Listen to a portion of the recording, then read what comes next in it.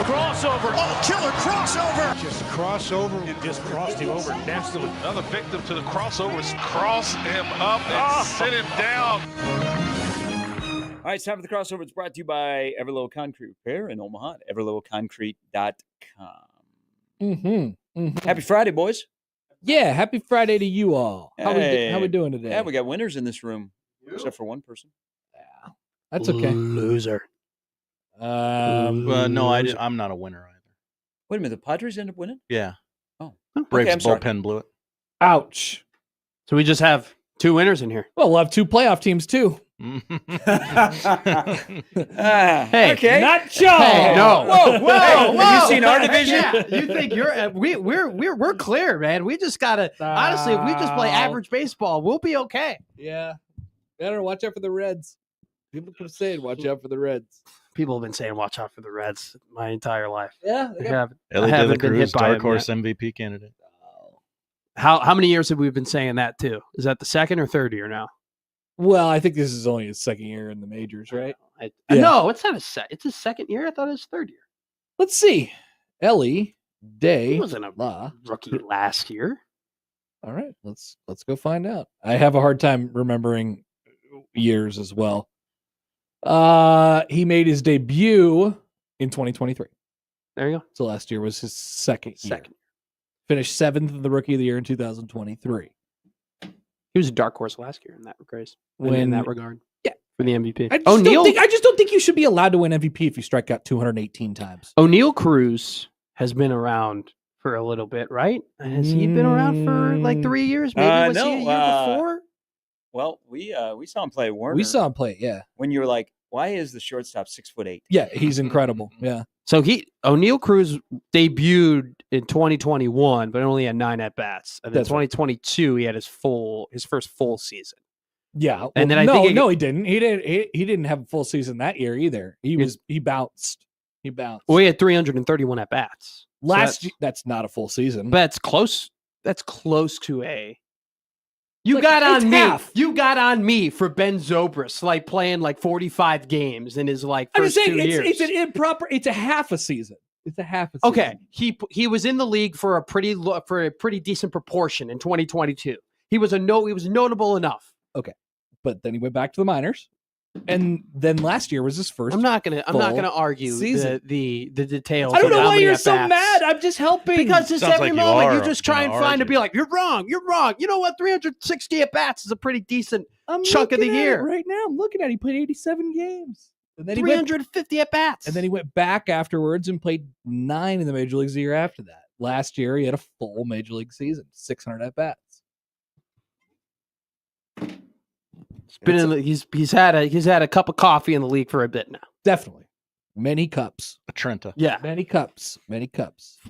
Pretty sure like 897 cups. Many cups. Many cups. Those cups are expensive nowadays. If you guys both like coffee, stop by your favorite place. Yeah, going up. Cup of coffee. $3.50 for a cup of coffee. There are a couple of words that I inherited from my dad that I say with an Eastern accent. Cup of Joe. Yes, I like it. My close personal friend, Mark Pope. My dad moved to the Midwest and like lost it. It is kind of warm in here, I will say. Every day of my life. My dad, growing up in just outside of New York City, had a very much an East Coast accent. He moves to the Midwest. He's got a Midwest accent. He's back living on the East Coast, and it's back. Absolutely. You go. I'm telling you, I could feel it. I could feel it starting to rise up in my body after being in New York for just 3 days. You know, if I would have stayed there 2 more days, I would have been full on. You know, it's just there's a pace to it. There's a speed about it, and then obviously the words, the way they sound. My buddy Joey's got family in Southern Illinois, and they're always at his house, and so we'll come in and born in the same state as these people, they have Southern accents, like no joke. Like they have full South accents, and they're also from Illinois. It is the weirdest thing ever. We have a Southern accent right here in the Omaha area. And I tease him about this all the time. Have you ever noticed how Frankie Fiddler has an accent, a Southern accent? He does say things weird. I have noticed that. But he has like a Southern accent. He is from Bellevue. Correct. And Yeah. lived there all of his Yes. life. Yeah. Uh-huh. Hasn't been anywhere else. But he has Didn't have a stop in like- Mississippi. like, do we like when you go south of Bellevue? Do people in Plattsmouth have a Southern accent? I don't know, man. People are on the Air Force Base. You don't know where they're from. Is his parents, are they South at all? Are they No. from? No. It's just you're around the right Sandy, I people. think Sandy is grown Thank up in Bellevue. You're around the right people, and then all of a sudden, everybody's a product of their environment. Everybody's a product of their environment. Well, then you go to the state of Missouri, and once you get south of like Kansas City, Missouri. Missouri, and then you get into a lot of southern Illinois. You get into the southern Missouri accent. Mm-hmm. It's just incredible the stark contrast, though, between what a Chicago accent is and just how how it's kind of a weirder accent and it stretches things out. And then in the same state, you just go down a couple of hours and you have a Southern accent. Like the two ends of the spectrum between just how messed up the Chicago accent is, and now you have South in the same area. It's kind of wild. It's amazing. That's why I love Do it the here. different boroughs have different accents? Like of New York, like Long Queens, Island compared to that's true. But like, is Queens and Brooklyn, like, are those two? There's definitely different just things that they say. The lingo definitely. And then if you know, people from Staten Island can't put together a sentence. So that's right. Yeah, we're definitely saying different things in Skokie than maybe what they're saying a little bit south of us in Chicago. I guess the lingo there is different. Exactly. And you probably choose your weapon of choice a little bit differently. Mine's a golf club. I mean, mine's 18 holes. That's my weapon of choice. Shocking. Yeah. That's why you're a Cubs fan too. By the way, I did talk to people about the whole Glencoe thing, like people being like, I'm from Glencoe. I asked a group chat, I go, have you guys ever met people like who are like, oh, I'm from Glencoe? Mm-hmm. And I had 4 buddies be like, no, not really. Like it's typically Glenview. I have come to learn, and I didn't know about. Apparently, Glencoe is like a real ritzy like area. That's what in it seemed Chicago. like from looking at it. Like it's even more ritzier than like the Highland Park area and the places that I was used to. So, congratulations to you for educating me on Chicagoland ritziness, which I thought I was a major in, but apparently I'm not. Here to help. Hey, would you like to play a little hypothetical here? If we would have been able to get the Tampa Bay Rays here to play downtown, and it's opening day today, Still for the could Rays. happen. Not this year. Yeah. But. Well, we'll try. What do you think today would be like? Like in Omaha? If today was the Rays opening day against the Rockies in downtown Omaha. It'd be bussin'. We'd be doing our show from Yeah. down there. It'd be bussin'. Would we be the radio home of the Rays? I would think so. I don't know where else Would there they be would a go. local Omaha? There'd have to be. I would, if I was the Rays and you were like in Omaha, I would push for it. Yeah. Would you be the broadcaster of the Rays, Connor Happer? I don't know. I believe they would bring. Yeah. I think I'm they, kidding. I think they'd have their own. But like if it was, because they're showing what they did to the Yankees spring training site, the flip over or whatever. Like they've gone out of their way. It looks like it's a Rays. It looks like it's Port Charlotte where the Rays have spring training, but everything says Rays. But just think, if like the weather today, it's going to be 85, a 2:05 first pitch downtown Omaha for a major league game that counts to kick off the year. That'd be cool. Would it be a bigger thing than the College World Series? Opening day of Major League Baseball in Omaha compared to the College World Series. Like the first day of the College World Series, or just the College World Series? That's a general? good question. Okay, so I don't know. Sometimes it's tough to differentiate from the College World Series. Like it depends on who's playing, if it's a big day or not. Yeah. I mean, I know baseball isn't like the national pastime anymore, but it would be a professional sports franchise. It'd be a big in deal. Omaha. It'd be a huge. Oh, there'd be deal. some activity. Yeah. There'd be some activity. You think they would set up like the baseball village, or I mean, not the full village, but like a little makeshift type village? I bet they would for the entire 81 home game. Yeah, to get people. Yeah, to get people there, like have a little entertainment district. I think it would be. I think it's a great question. I just think that the College World Series is so rooted within the city and within the culture of the city that I don't know if you could really host a baseball event but that we love is bigger than that. But like this would be a massive. It would be a massive, massive moment. We love supporting things, and we love showing people that we're capable of doing things. And we like drinking beer at baseball games. And we like drinking beer at baseball games. And we did have a Major League Baseball game once, and it went over very well. Sold out. Nicky Lopez, home run. Nicky Lopez hit a home run. Nicky Lopez, the closer. Nicky Lopez, the pitcher. It was his. By the way, that was his 4th inning of work in his career. Yeah. That's how you know Nicky Lopez has played on crappy teams. Bro. He's got 4 innings of work on opening day. How low can you get against that team too in that park on opening day? You know, there's a day off today, right? Yeah. You're throwing a position player. I know. What the hell is going on? They brought out Nicky. We were watching the game. They brought out Nicky. I go, what the hell are they doing? Like, what is this? A Nicky Lopez swan song? Like, they want to get Nicky to pitch in front of the crowd he used to play for. Which, by the way, no one in that crowd has like, oh my God, this was a great Nicky Lopez moment in Sox history or anything like that. He's just infamous with being the outfielder on crappy teams. Infielder. Or outfielder. Infielder. Or yeah, whatever. Right, yes. Right. Sorry. I think it would be mammoth if today was the Rays opening day in Omaha against the Rockies. That'd be awesome. Would we be all tired of interviewing Yandy Diaz? I don't think they'd be here. You don't think? Well, yeah. When would they? They would just show up and play. Yeah. They would be in the community. I think they would. They'd kind of have to be, right, to like jack ticket sales a little bit. Like they'd be at the hospital or something. You probably would then have Rays guys living at your place since it's close to the ballpark. You probably would. Really? Yeah. Yeah, that'd be cool. It'd be cool. Yeah. They would look like all the other people on planet Earth. They play for the Tampa Bay Rays. I was about to say, I was going to say, I don't know how many of them I would really recognize. 100% none. And be like, oh, yeah. Like, probably it'd be a bigger human in the building. I'd be like, oh, that could be a guy that could be playing baseball every I don't even day. know if you could probably name 6 Rays right now. Yeah, here we go. Could you name 6 Rays right now? Not a chance. No, there's no way. Let's just have a draft here of the current Rays roster. Oh, I'll go first. No, why do you get to go first? I'm going to pick a guy that is probably obscure, so it'll give you guys a better chance. Okay. Pete Fairbanks. Pete Fairbanks. Nice. I'll go second. Wade Boggs. You got it. Nailed it. Fred McGriff. Hey, do you know that his number is retired?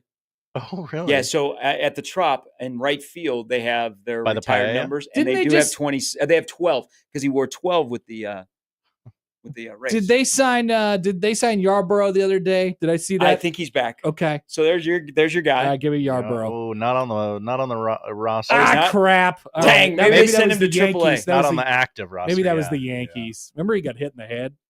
Yeah. Ouch. Brian Never. Brecker. What?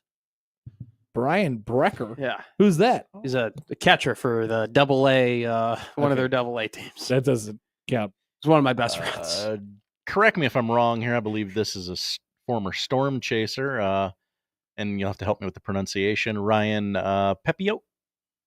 Peabot. Peapot? He is, I think, in their rotation. He's a former Storm Is he? chaser. Am I misremembering I had never heard He of might that have been guy. an obscure Storm chaser. No, I don't think Okay. so. You thinking of Michael Marriott? that? Michael Marriott still pitching. I don't think so. I don't think so. Former Husker. So it would be, I don't know where I don't know where I got the that. program sales then would be really good on opening day for the Omaha Rays. Yeah.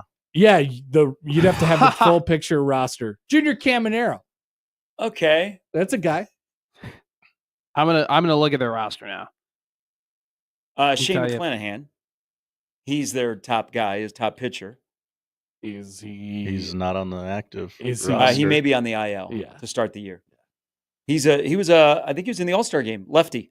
Oh yeah, no, I know Yeah. who he is. Yeah, I I just think think he he's is not, on- I think he's on hurt the right injury now. Oh, list. Yandy Diaz. I should have gotten Yandy Diaz. Yeah, we already said They would Yandy. just Yeah. roll out a lot of Kevin Cash. Oh, Brandon Lowe. But here's the thing. This will be the Where's, frustrating part.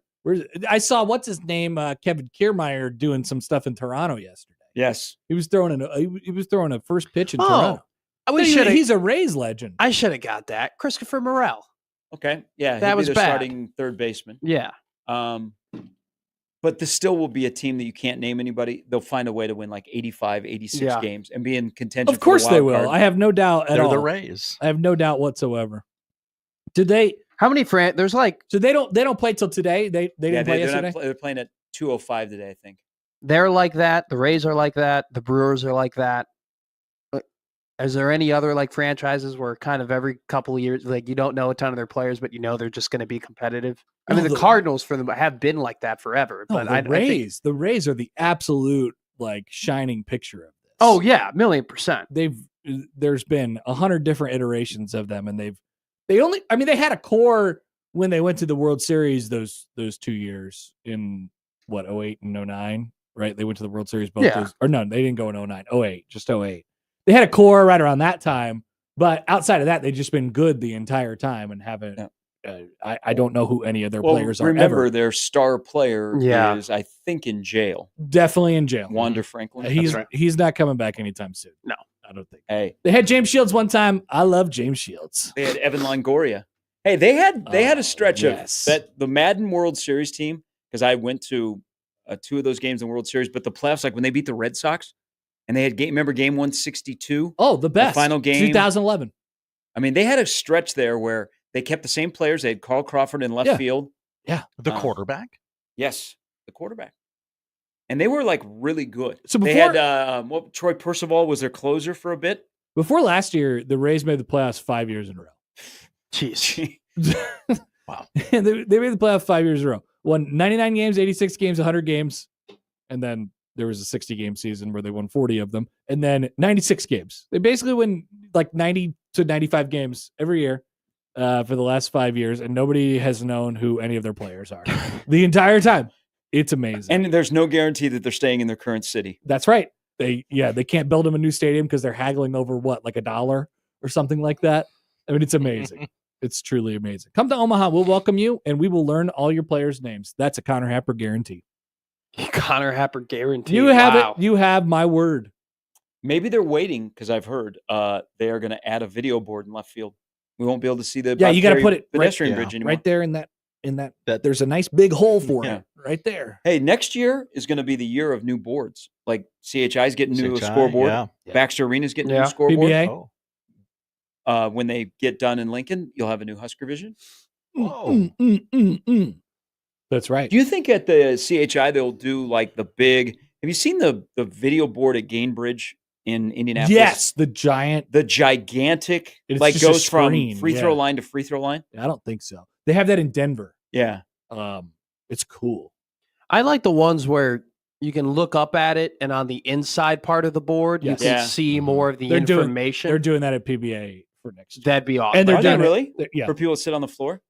That's awesome. Yeah, and they're doing that I think they're doing that. That's such a cool little feat because like it is kind of hard to like if you're at the wrong angle, you have to really like crane your neck in order to see them. Like you just they have it at the United Center where you kind of just look straight on, you see everything you need, and then they also too will put like some at least that. You see, they'll put some like more mundane like stats that maybe like you wouldn't necessarily be paying attention to. It's cool little caveat. Man, how many rainouts are these guys going to have? A lot. Hey, how many tarp poles? Like so bad. You're working on the grounds crew. So the most tarp poles we ever did in Fort Myers was 6 one day. Like 6 in a day? On and off is 1, on and off. Oh my God. Because it started, you can't because of being in Florida. So it's going to rain overnight. So you leave the tarp on the field, but you got to be there at 7 when the sun comes up. It'll burn the field. Wow. So you got to get the tarp off. So you roll it up. Wow. And then it's going to rain probably about 10. And then it's probably going to rain about 1. Yeah, it's going to rain about 4. Oh, okay. And it's going to rain super hard at 4. Yeah. So then by the time you get ready for first pitch at 7:05, you're crossing your fingers, and by 8 o'clock, it's probably going to rain again. Amazing. That's insane. That's rainy season. Now, not every day is like that, but there's more days than not. Every day from like June to August is like that. Yeah. So I was going to say rainy. What is rainy season? Because rainy season like follows hurricane season. Yeah. So like from more like June 1 to the back end, like in November, like the 1st of November. Lord. But rainy season will probably kick off about May. So that's why they front loaded their schedule. Correct. So they have a lot of home games at the beginning because in April and May, mid-May, you're not going to get the full rainy season. But after the middle of May, it is full-on rainy season. A good question from Ethan. How many tarp poles are we looking at in Lincoln this weekend? Well, tomorrow's supposed to be I wonder if tomorrow they make – well, tomorrow's supposed to rain, and then it's supposed to be cold on Sunday. Yeah, but also still rain. Yeah. I don't know because tonight looks nice, though. Tonight's going to be great. It's going to be incredible. We have some wind. Mavs made a change already. To kissing wind. Schedule, right? They're playing a doubleheader day, yeah. too. Type of wind okay, so we do need to wind. talk about this because I was very curious about your game on Sunday. Like, why didn't they play at 11? If you had a curfew where St. Mary's had to get to the airport, Why didn't they just start at 11 on Sunday with that doubleheader? Because they didn't start till 1. And then you guys almost hit the curfew. I would imagine, I don't know for sure. Yeah. But I would imagine that it's just to avoid cold weather. Okay. It doesn't reach. No, that makes sense. Yeah. But like these teams that change games on Sunday, like they know what your travel schedule is. Mhm. Why do you wait until the series starts to go, Sunday's game has been moved up to 11 to allow blank school to travel back home? I guess the question for me, the question would be, why didn't you just play 2 on Saturday? Mm-hmm. But I imagine the answer to that was both of the basketball teams were playing in the NCAA tournament and, whatever. But I don't know. They could have definitely. Nebraska's going to gotten pull a Purdue this weekend, right? And I don't know, man. whoops, one of those games got banged. Oh my gosh. I don't know, Don't would we that look like idiots? No, you have to no. play good teams to get your RPI up. Wouldn't that be dirty to have Oregon State come all the way out here? I imagine Nebraska's actually paying them a little bit of cash to come here and play. That would make sense because they they're a nomadic team without a conference. And to get a team of that stature to come in here in late March. Yeah. Check on the Oregon State. Let's check on the Oregon State RPI. 15 right now. What is let's just ask. Yeah. What is Nebraska? Nebraska? 227. No.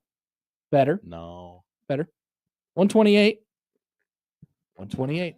That's not great. Quad 1 wins for the Big Red this weekend. If you're interested.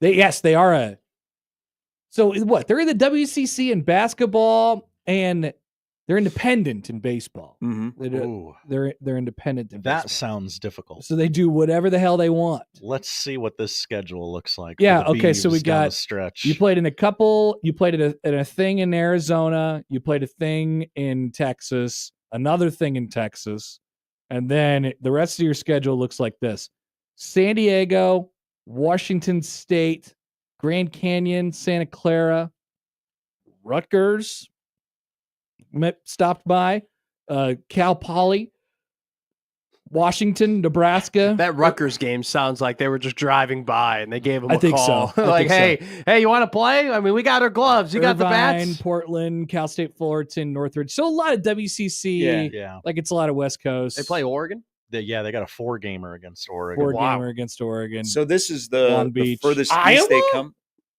They get a visit from Iowa. No, they go to Iowa. Oh, they go to, or they're It getting says- a visit? Oh, it's So at a after- neutral site. It's at Principal Park Oh. in second weekend of May. Ooh, Yeah. I like that idea. By Yeah. the way, Iowa's playing well. Yeah, not really a neutral site. But So, Sorry. wow, because they could have done the Iowa trip on this trip.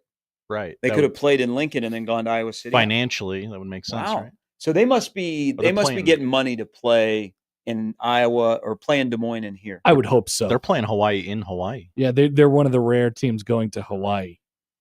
You can't go to Hawaii unless you're getting some kickbacks. Is there a major discrepancy in home and away games? For them? Oregon State? Yeah. Like, do they have more away games because they're It need looks more like money? it. They do have a few more Yeah. away games. Yeah. It's got to be tough. Especially at this point in the season. Right now they're in a pretty road heavy stretch. Has an independent school ever made the College World Series? Great 'Cause question. they're legit. Oh wow. What are they? They're ranked 5th, right? Shoot. ERA of 2.82 Yeah, while they're living out of a suitcase. they be pitching.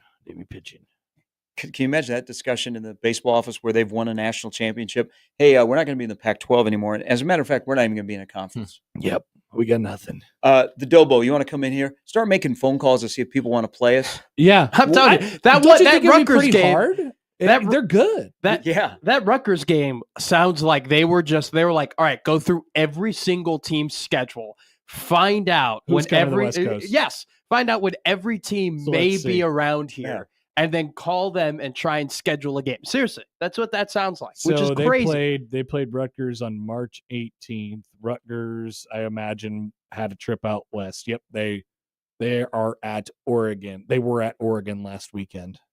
So the trip all the way to the West Coast saw one win and 4 opportunities for the Rutgers Scarlet Knights, taking down Oregon 8-0 last Saturday.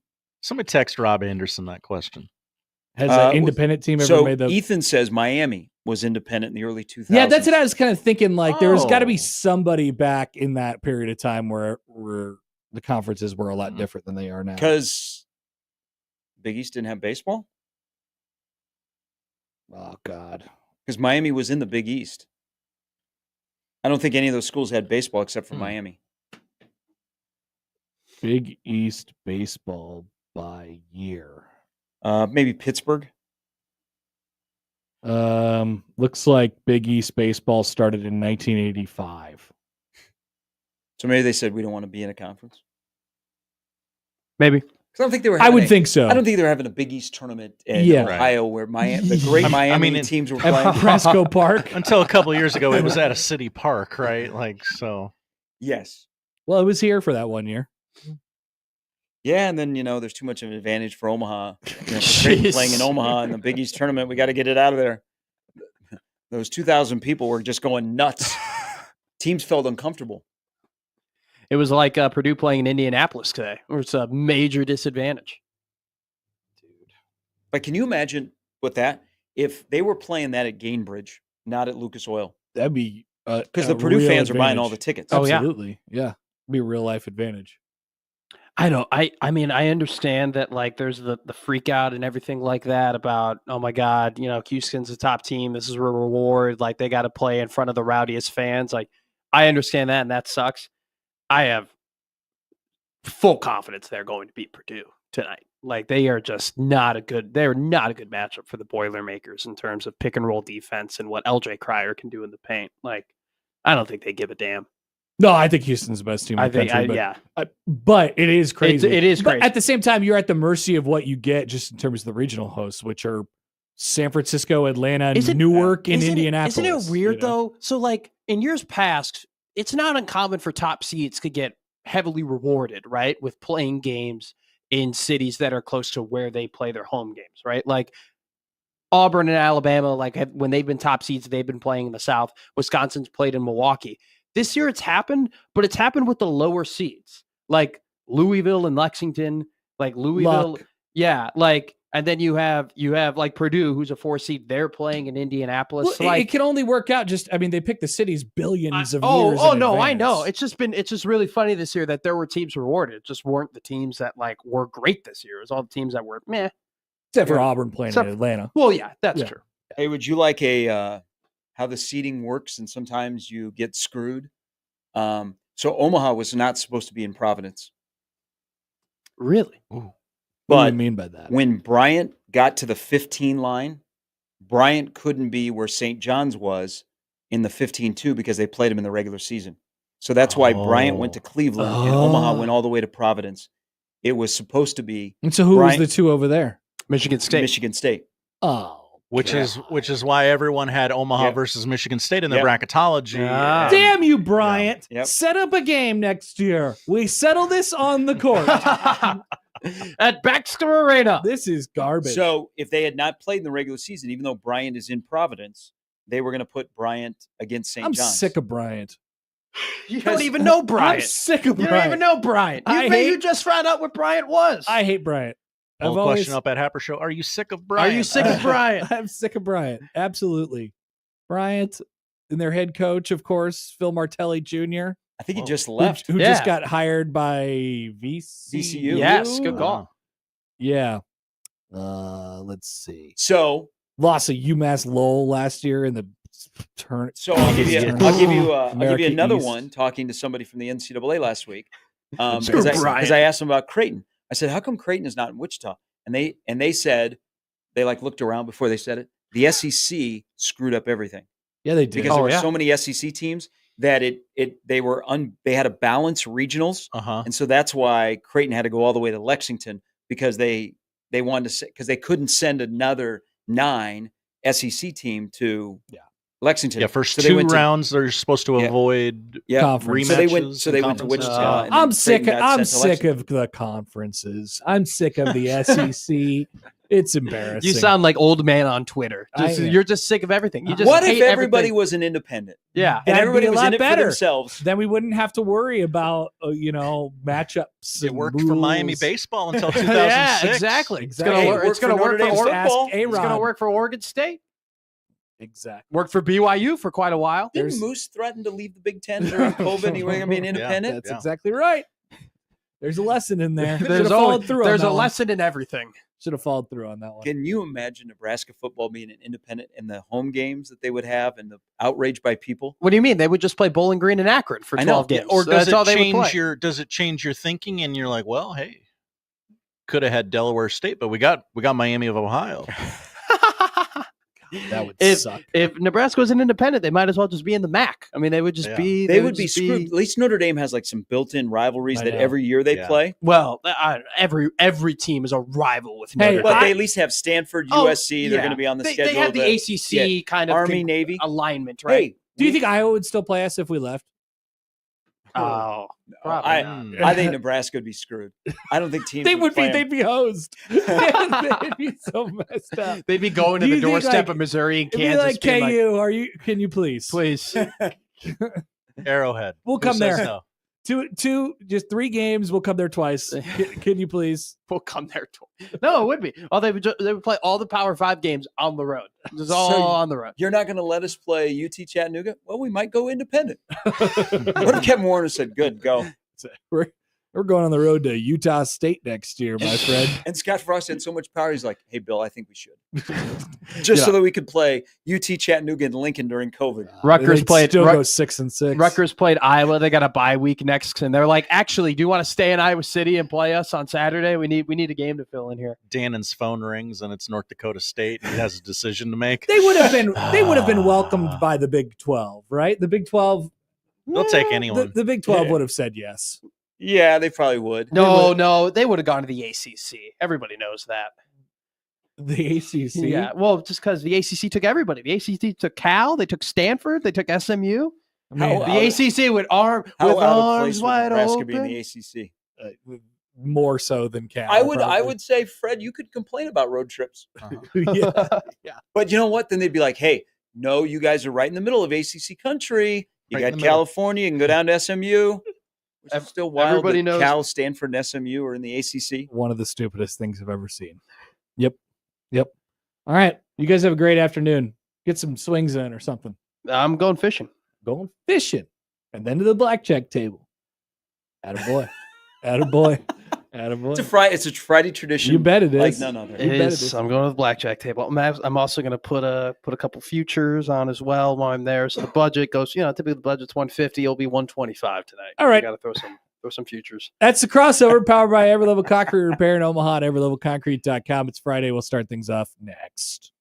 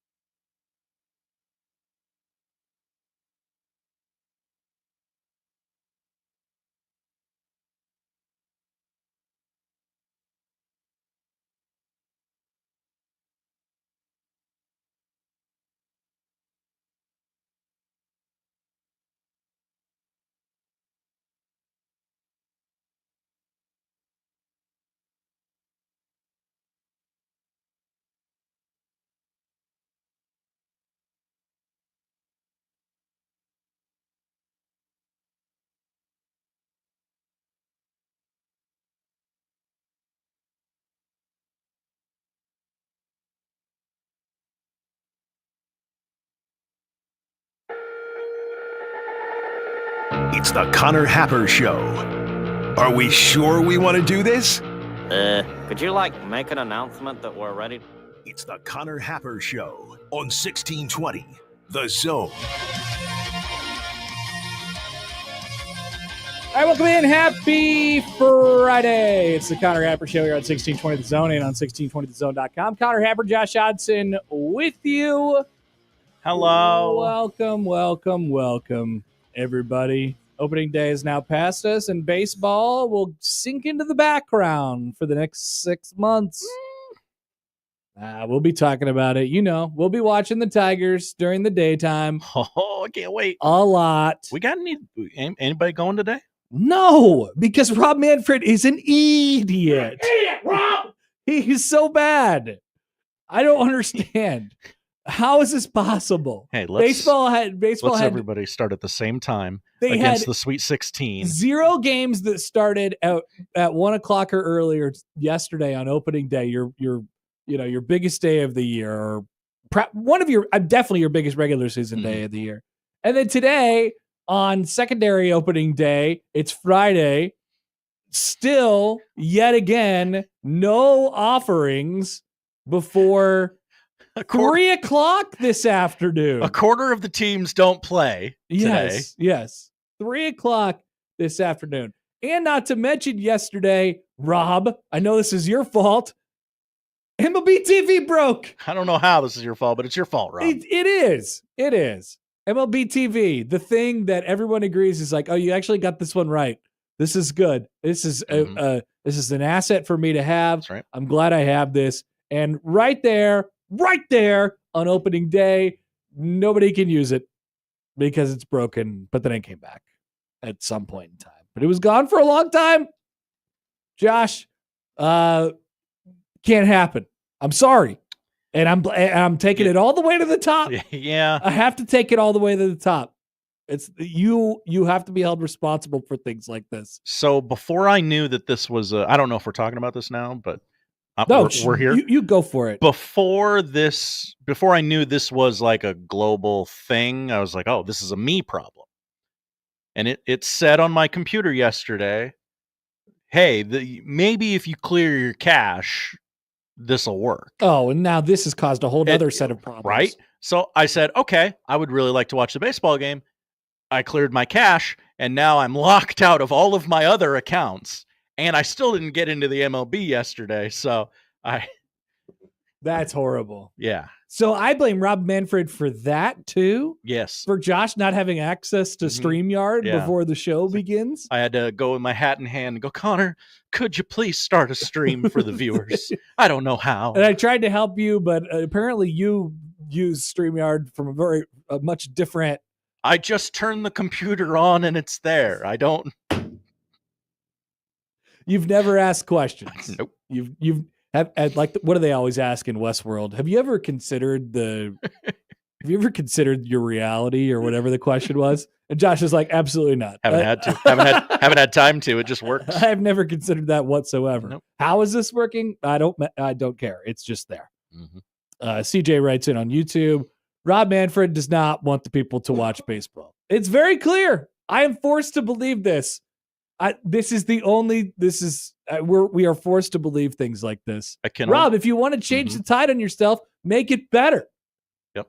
I can only go on the evidence that I have in front of me. And all of the evidence, 100% of the evidence shows me that Rob Manfred does not want me to watch and or enjoy baseball. Exactly. It's very difficult to watch.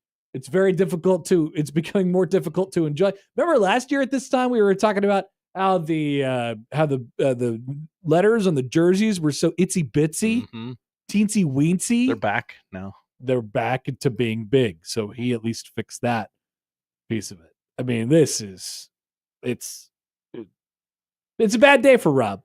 Another banner day for Rob Manfred. So Josh, you gave me the ability to create the stream today. And if you're watching along with us on YouTube, we're at 1620thezone.com or on zonetv.live. You can see that the name of our show is Another Banner Day for Rob Manfred.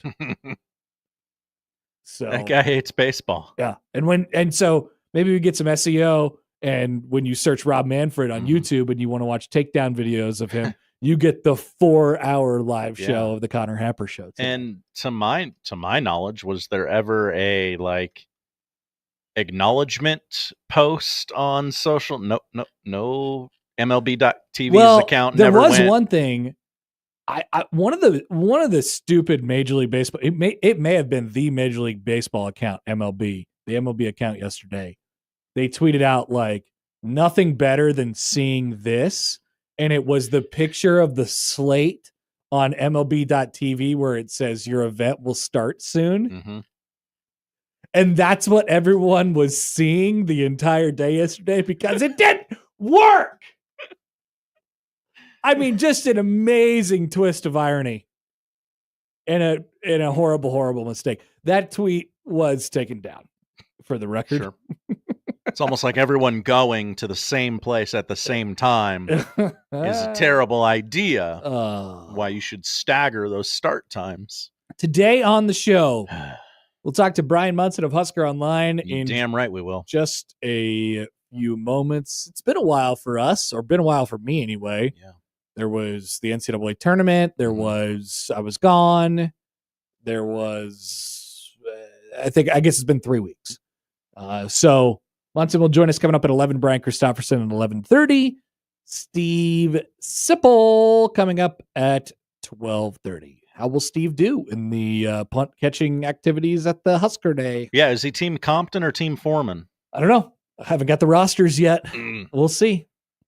That's the lineup powered by the Rooferees at John Higgins Weather Guard. Would love to hear from you all. 402-951-1620 on the hotline. You can call or text that number. Tweet at Happer Show, at Connor Happer on the JTech Construction Zone Twitter feed. Email Connor Joshua at 1620zone.com on the Equitable Bank Zone inbox. And we say good morning to the YouTube streamers today. Hi, everybody. Hi, everybody. Hello.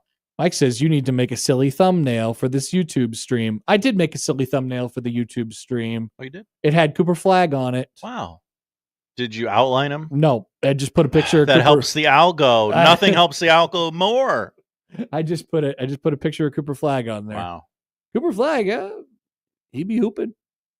Did you see him hooping last night, Josh? I listened to him hoop You on listened to 1620 him? The Zone. What were you doing? Working. You were here? Yeah. It was like 9 o'clock after that. Yeah, I was here till 11. Why?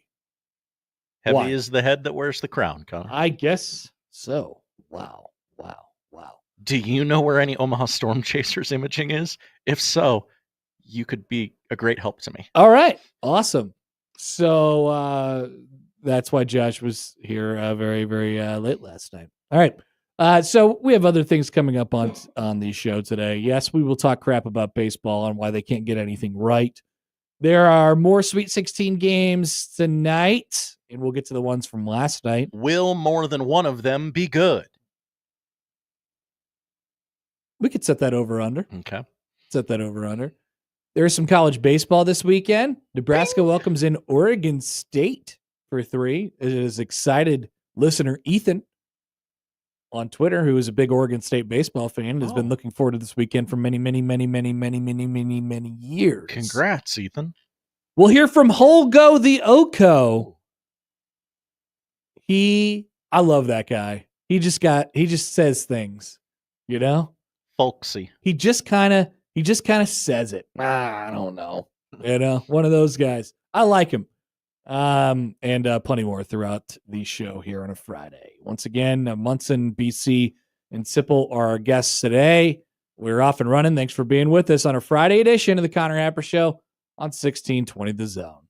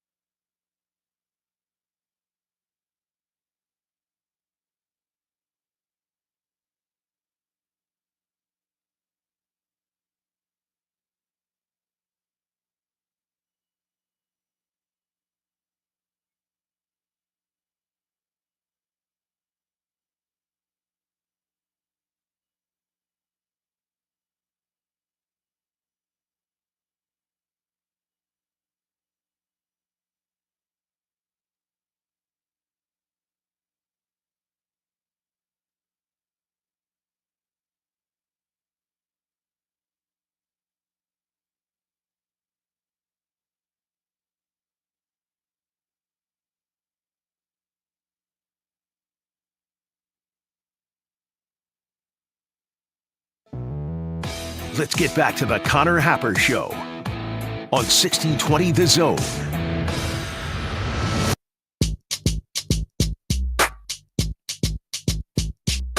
Do you know how to run the bases?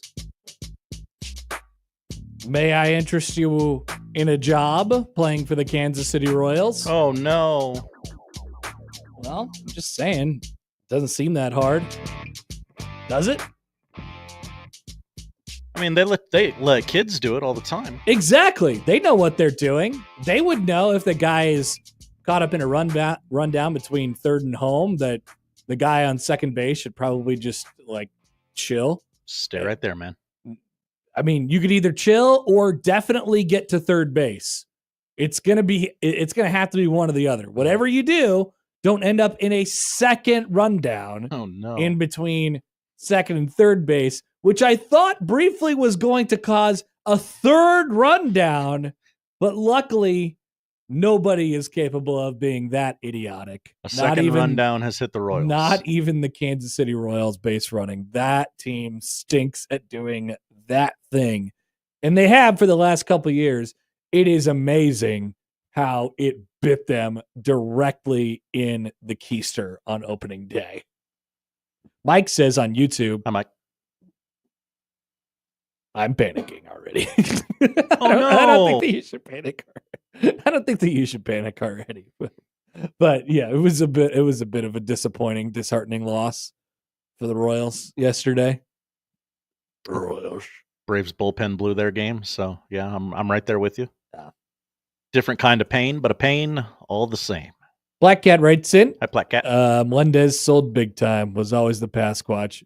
Yeah, I'm sorry. I don't know. I just got a wild hair yesterday. Sometimes when it hits you. And you're like, you know what? I think MJ Melendez is going to hit a home run today. He did not. He struck out, and I think he got lifted in he got taken out of the game at some point because apparently Matt Quatrero just loves to take people out of the game. I mean, he emptied his entire bench before extra innings yesterday. No game tomorrow. I guess so. It kind of cost him in a couple different situations from a base running perspective yesterday as well. Whatever. Okay. That's my official statement on what happened on the Royals opening day is whatever. That's a weird place to be, but that's my answer. Whatever. Alex and Lincoln. Hi, Alex. Do we need the Josh concerned meme? No, we don't. Also, get ready, Royals fans, because it's April, and remember, well, it's basically April. It's an extension of April. It's April, or it's about to be April. A good point, Josh. April hasn't even begun yet. And as you know, as a Royals fan, if you have been for many, many years, you know what you're in for in April. Pain. Royals do start notoriously slow. Just enough for you to have all the energy in life sucked out of you by the end of the month, only for them to go 20-5 in the month of May and then bring you right back in. So, or maybe it doesn't happen until, actually the classic is you win a combined like 20 games the first 2 months of the season, and then you slowly start to get hot when July and August come back around, and then by that time it's just too late. Need that atmosphere to thin out. The White Sox are the goats, and for sure always will be. The White Sox are the goats, the co-leaders of the American League Central, and the leaders by run differential. Wow. Pay no mind to the fact that they were playing an absolutely ass team in the Los Angeles Angels. I cannot believe that. I mean, you would just think, just to save face, you can't throw a position player on opening day. Yeah, people are going to talk. You just can't do it. You got to put a real pitcher out there. Mm-hmm. I know, I understand. You have a whole season in front of you, and you have a plan and contingencies when things like that happen. I will add that both those teams have today off. And I get it. Maybe you're just a little bit light on the guys, and you don't want to put the heavy workload on them early in the season. But I'm just sorry, you can't put a position player out there in the 8th inning of the first game of the season against the worst team in baseball. no less, Josh. You can't do it. Yeah. It's a bad look. I It's mean, a bad look. I guess let's play the what if game, even though I kind of hate the what if game. What if they had not put a position player and they're just kept relievers coming in? And it got worse. They got shelled. Yeah, I don't care. Yeah, nobody because cares. nobody has the screenshot of Nicky Lopez being on the mound on opening day. Yeah. It's just not. It's not right. It's not right. That's all. It was a good game between the Tigers and the Dodgers last night in the Scooble Snell. Otani, Apotako. Yeah. We had some good action between the Braves, or I'm sorry, the Giants and the Reds last night. Did you catch any Giants or Reds? I did not. Reds, like MLB TV was not working. They flew out to the warning track with the game on the line. Would have been a game tying home run on opening day, and the broadcaster was like, "Well, that's a perfect way to start the season." Oh no! So baseball, we were complaining about it already. The broadcasters are already hating their own teams. Mid-season form. I mean, you know that you're a true baseball fan when you hate your team more than anyone else actually hates your team. It's beautiful. That's why Mike saying, I am already panicking about this season. That makes perfect sense. That makes perfect sense. Yep. Nobody can hate your team more than you hate your team. Yesterday, I got the radio call up of the Braves game. They scored 1 run in the top of the first. I was like, all right, this is so great. Baseball is back. Braves are back. And then gave up 2 runs in the bottom of the first. And I went, I hate baseball. I really hate it. Yeah. Yep. And then they gave up 4 runs in the 7th and blew the game. And I went, I really hate baseball. It's an unrelenting next 6 or 7 months of the season. And there's a reason why they say, I was listening to Denny and Jake and Steve on my way back home after the show yesterday. And on 1180, where the broadcast was stellar. It was perfect. It was fantastic. Good job by everybody as far as that's concerned. But I did the little round table and stuff like that. And Denny told the story about how back in whatever year, someone told me that you never know, or whatever it was. And I'm like, you know what? You're right. And I thought about that. And then Angel Zerpa, who dominated the entire spring, came in the game and on the first pitch allows a home run. I'm like, oh, okay. Then he was right again. You never know can be a bad thing. Yeah. Yeah.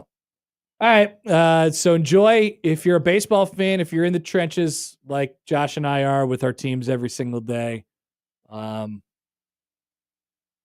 I would say pace yourself. Pace yourself and stay in the fight, because the long grind of a baseball season has arrived.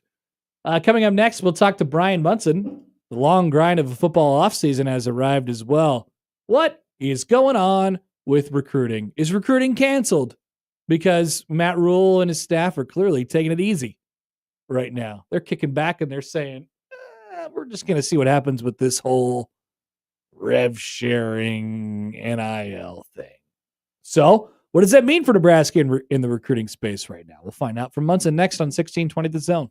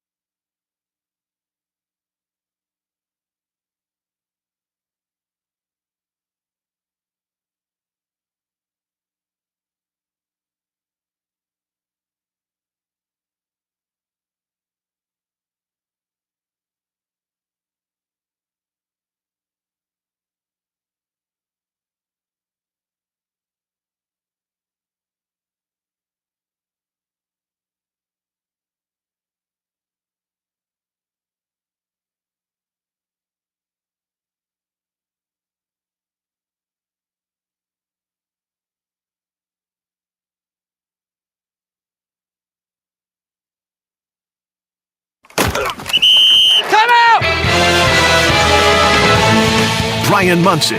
Hey, long call. Comfy left zoom buster. 63 bang. Z Maui. Alert. Paradise Z Burger Y wrap on one. Husker Online on the Connor Happer Show on 1620 The Zone. Well. That's an amount of wells. And we have some recruiting to talk about. What is going on in recruiting? Is it good? Is it bad? Is it nothing at all? Let's get the latest with Brian Munson of HuskerOnline.com. Joins us now for the first time in a week or so, or a couple weeks here. Munson, hello. How you been? Dude, we actually have recruiting to talk about, like new, non-regurgitated stuff. Kind of. That's wild. Kind of, in a way. I mean, you heard Rule's comments this week about how they're kind of playing a little bit slow right now, given what's the roster cuts and all those. Yeah, I mean, I guess have you seen that manifest itself on the trail so far this spring? Totally. So a couple things in that area. So clearly Nebraska doesn't understand all the rule changes or their impacts, number one. And I'm glad that Rule came out and kind of said that, because things are noticeably slower with them than, say, like Iowa State. Iowa State has eight in-state Nebraska, kids taking official visits over to Ames, scheduled in June. Nebraska has got like 21, 22 official visitors set up, and that's a decent total. We would typically know about a few more by now, but I think that they're being very cautious of it, and I don't think it's just this level. Take for example a UNK or a Wayne State or whatever. If they know that a Nebraska squad is operating at 145 people, and they know they have got to get on that 105 number, by August, there's going to be 30 guys that are going to hit the wire. Yeah. And they themselves know that it doesn't do them any good to start fast either right now, because what would you rather do? Would you rather go out and legitimately go try to find that D2 guy and go through the whole development cycle and maybe yes, maybe no? Or do you want to go down to Lincoln and, get the shopping cart out and see if you can go get you one that can come down and help you out? And then maybe your plan is get in, do your thing, and we want to get you back out and get you back into D1. Because that should be everybody's plan, I think, at that level. They should be all trying to sell, you can hop in here for a year or 6 months or whatever, but you're going to need some game film. You need to do this thing. And then we need to get you back over there, back out to doing your thing. And I think D2 schools can make a living doing that. Yeah. But I think right now what Rule and his staff are doing is the correct thing, because I don't think they like the idea of having to reverse tracks on anybody, or like what he said. And I thought it was more to the point. We're not going to sell you something that we know is not true. We don't want to tell you it's going to be worth this, and then all of a sudden you get that and say, oh, well, what are you going to do? Like, on to the next. Right. Like, they're really, really, really trying to get a really nice plan pulled together, and hopefully they have that by the time these guys start showing up for their official visits.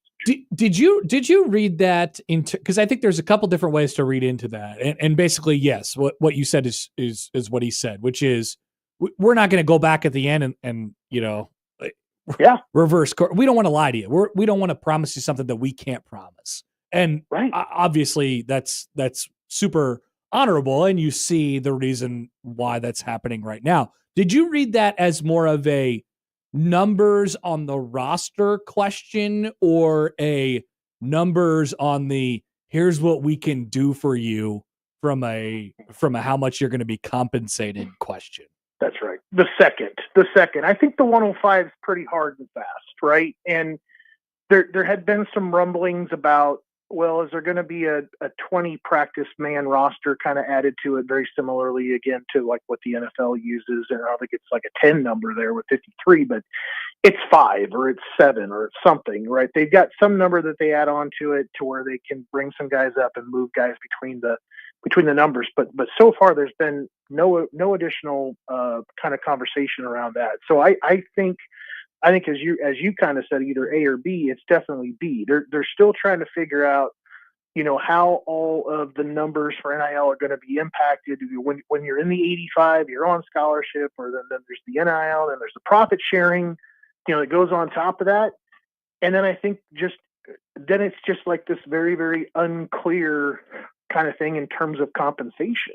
And I think that also, it's happened in some cases. I know people are aware of them where guys, that it's been rumored like, hey, yeah, it was a $200,000 deal or whatever. And when they finally got there, no, it was 70. It was something. It was some number, not just somewhat smaller, but significantly smaller. And Nebraska wants to leave every recruit that they're recruiting with not having a bad taste in their mouth about dealing with them, because Nebraska wants to be ready on the bounce back for every single one of them. If Nebraska wants them because it doesn't work out at Columbia or Austin or Boulder or wherever, Nebraska wants to make sure that the next squad, like a Williams Nowerney, they want to have that chance to go back and approach the guy after he goes back into the portal again, because he's been thinking about Nebraska ever since, and that they weren't sunshine pumpers and snake oil salesmen and whatever. And they were giving him more of a true, real look, as opposed to what he was sold to get him to wherever he went. Right.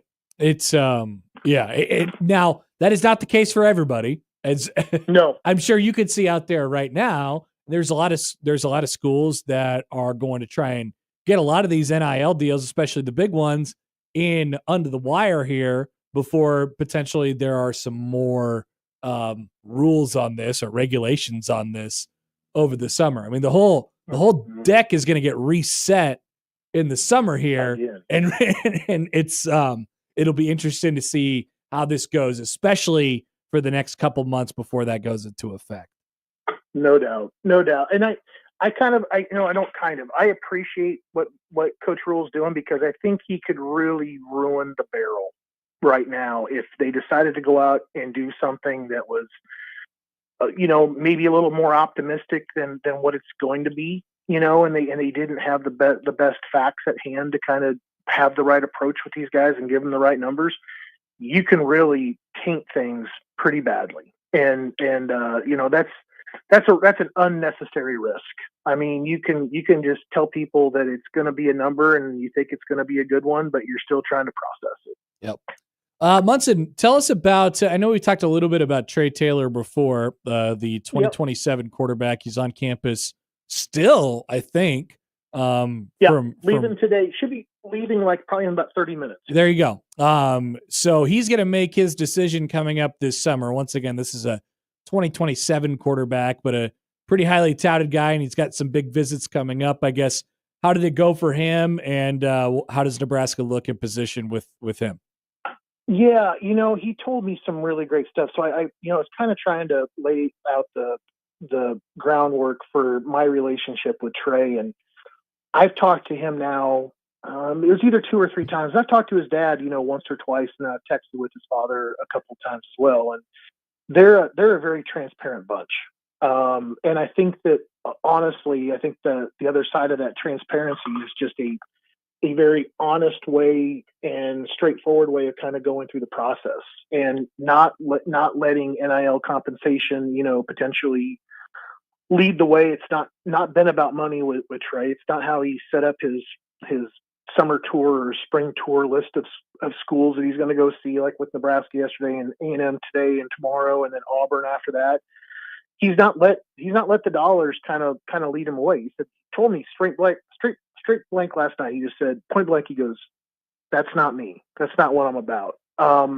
When he was there yesterday, he's returning to a very familiar and comfortable place. He is incredibly comfortable with the entire staff, and he really wanted to kind of get a better look at the practices and see how the rooms work, and get into the meetings and understand kind of that relationship between the coaches and the players. And and there hasn't been a great chance for him to kind of take a look at all those facilities, because those game day visits, you're very limited time wise, and not a lot of staff members are going to want to hop out of their offices or out of the meeting rooms to go host a recruit that's 2 years away from being a senior. I mean, so it's about level setting expectations. You're coming there for a game, soak it up. We'll bring you back later on. You get a chance to kind of see everything, and that's what he's had a chance to kind of do now. So he's seen the facilities, he's met all the coaches, and I think the part that was really telling to me last night, is like, I wanted to know, like, some people are saying this, some people are saying that, like, what say you? And he's like, I rattle off all the schools I've been to, Georgia, Auburn, or Alabama, LSU, and he goes, then I mentioned Nebraska, and some people scoff. And he goes, I have to tell you, that legitimately Nebraska is at the top of my list. And he is looking at things, very differently when it comes to, I think, the short term and the long term. I think that he's got a set of standards. He's got to check all the boxes. I think it's helped that he has a father that's been through the process, who was a quarterback himself, back in the day. I said on the board today, I really do believe Nebraska is the leader right now for Trey Taylor. Some things could clearly happen here over the next couple of weeks or so with A&M and Auburn kind of to come, but he's set to announce on June 6th, and he's been telling every school, this is the last time you will see me before I make my announcement in June. I mean, that is just, I was so taken aback by him last night and his maturity and how he stood by his process. He's really, definitely really like laying it down. I mean, I think that's a good thing, right? Like, here's the deal. It's pretty transparent. I'm out in front of it. Like, I'm going to commit on June 6th. And the expectation is, when you talk to a guy like that, like, if they say they're going to commit on June 6th, they're going to commit on June 6th, and they're probably going to stay committed after June 6th. Absolutely. I think right now Nebraska's in a really, really, really good spot for him. We'll just see how this one goes, and I'll probably do a follow-up with him sometime in late April, May, and just kind of check his brain and see what he's thinking about. So we just, coming off the conversation that we just talked about before with a little bit of I wouldn't call it inactivity, but the activity is lighter as far as recruiting, given what Rule said. There's still a couple different things going on. We talked about Taylor bringing in some more visitors during the springtime here. What else should we be sort of watching right now? Because I think when you're in a situation like this, and there is a little bit, the coach comes out and says, hey, our presence is a little bit less right now. The presence that they do have is pretty notable. Well, I mean, I put up 1, 2, 3, 4 recruiting updates last night. I mean, fresh ones, guys that were on campus. And I still have Torrey Pittman to do, and Torrey Pittman will be up this afternoon. So there was 5 guys that we know about that were on campus yesterday. Well, 6 actually with the 2028 wide receiver, and actually I put him up yesterday morning. So there's 5 new recruiting updates from visitors yesterday. There'll be another one today to document the 6th. I think what's very interesting is these visits last night, like Ryan Moret, the 3-star interior offensive lineman that was there from Miami yesterday, they were on campus basically for 12 hours. They got in at 8. They left campus like right before 8 o'clock. They got a burger or something like that in the Haymarket at a sports bar, and then they were calling me like at 9:45. I mean, it was a grueling, taxing day back over to Nebraska this morning for meetings. So there's a different format, I guess, is what I'm trying to say too. Like, Trey Taylor was there very late. Rankin left a little bit earlier because he had a flight to kind of get out to. Torrey's a local guy, as well as Hole, the kid from Kansas City, the wide receiver. But the guys that are kind of coming in that are, I would say, are like the quote unquote special ones, the Taylors, the Rankins, the Morets, I'd expect for those guys to be on campus for the majority of the day, kind of as we move forward when these guys are coming in for their unofficial visits. And there are a couple of really good ones coming in. I think it's what you're kind of talking about. Like today, and it probably is like more like comes in today, will be here tomorrow. Cameron Hamil last night confirmed to me that he will be coming in. This is a 4-star cornerback, number one player in the state of Arizona. So he'll be there probably this weekend. Cameron Wilson, who's a big-time edge, another Miami, Florida guy to kind of go along with Moret. These guys are all going to be there this weekend. So there are, and obviously we know about the other junior quarterback. I mean, we knew about Trey Taylor, coming in, but then you had Keegan Croucher coming in, tomorrow. Albert Simeon, who's a big-time defensive tackle from Lake Charles, Louisiana. Peyton Miller, big-time offensive tackle or offensive lineman who's already been there from Anna, Texas. And then Joseph Graves, another wide-bodied kind of one-technique defensive lineman from Tulsa, Oklahoma will be up there. So tomorrow's going to be a big day. And yesterday was a pretty big day, too, for guys that they really have high on their list, whether it's this year's class, next year's class, or even guys that are really freshmen right now. It's pretty wild. Okay. Plenty more to come throughout the spring. As you know, Munson, we look forward to the updates, and we'll talk to you again next week. Enjoy your weekend. Hey, gonna get back on that March Madness today, man. Appreciate it. Talk to you soon. All right. Brian Munson of HuskerOnline.com. So Trey Taylor, the quarterback. The quarterback? Yes, Trey Taylor, the quarterback. He's quite active on social media. Oh. And this morning, very early, he said, okay, Husker football, day 2, let's get started. Have really enjoyed my trip. It's like a vlog, but it's like a live tweeting, of his trip. How's his tongue? Is his tongue out? Oh, I get it. Vlog? It's a vlog. It's joke. not a vlog. It's a Twitter. Oh, okay. It's a So last night, let's see the timing on this. 7:30. No, this is 2 nights ago. 2 nights ago, 7:30. Okay, Trey Taylor says, trying lead belly for dinner. Wow. What's good to eat here? Pop's getting Philly egg rolls, no mushrooms at Husker football. I like that he included the no mushrooms. Just Philly egg rolls, no mushrooms. And then there's a gif of him sitting on the patio at Lead Belly about to order. Let's go. Dude, Philly egg rolls, no mushrooms? Great order. No, it's not. Keep the mushrooms in there.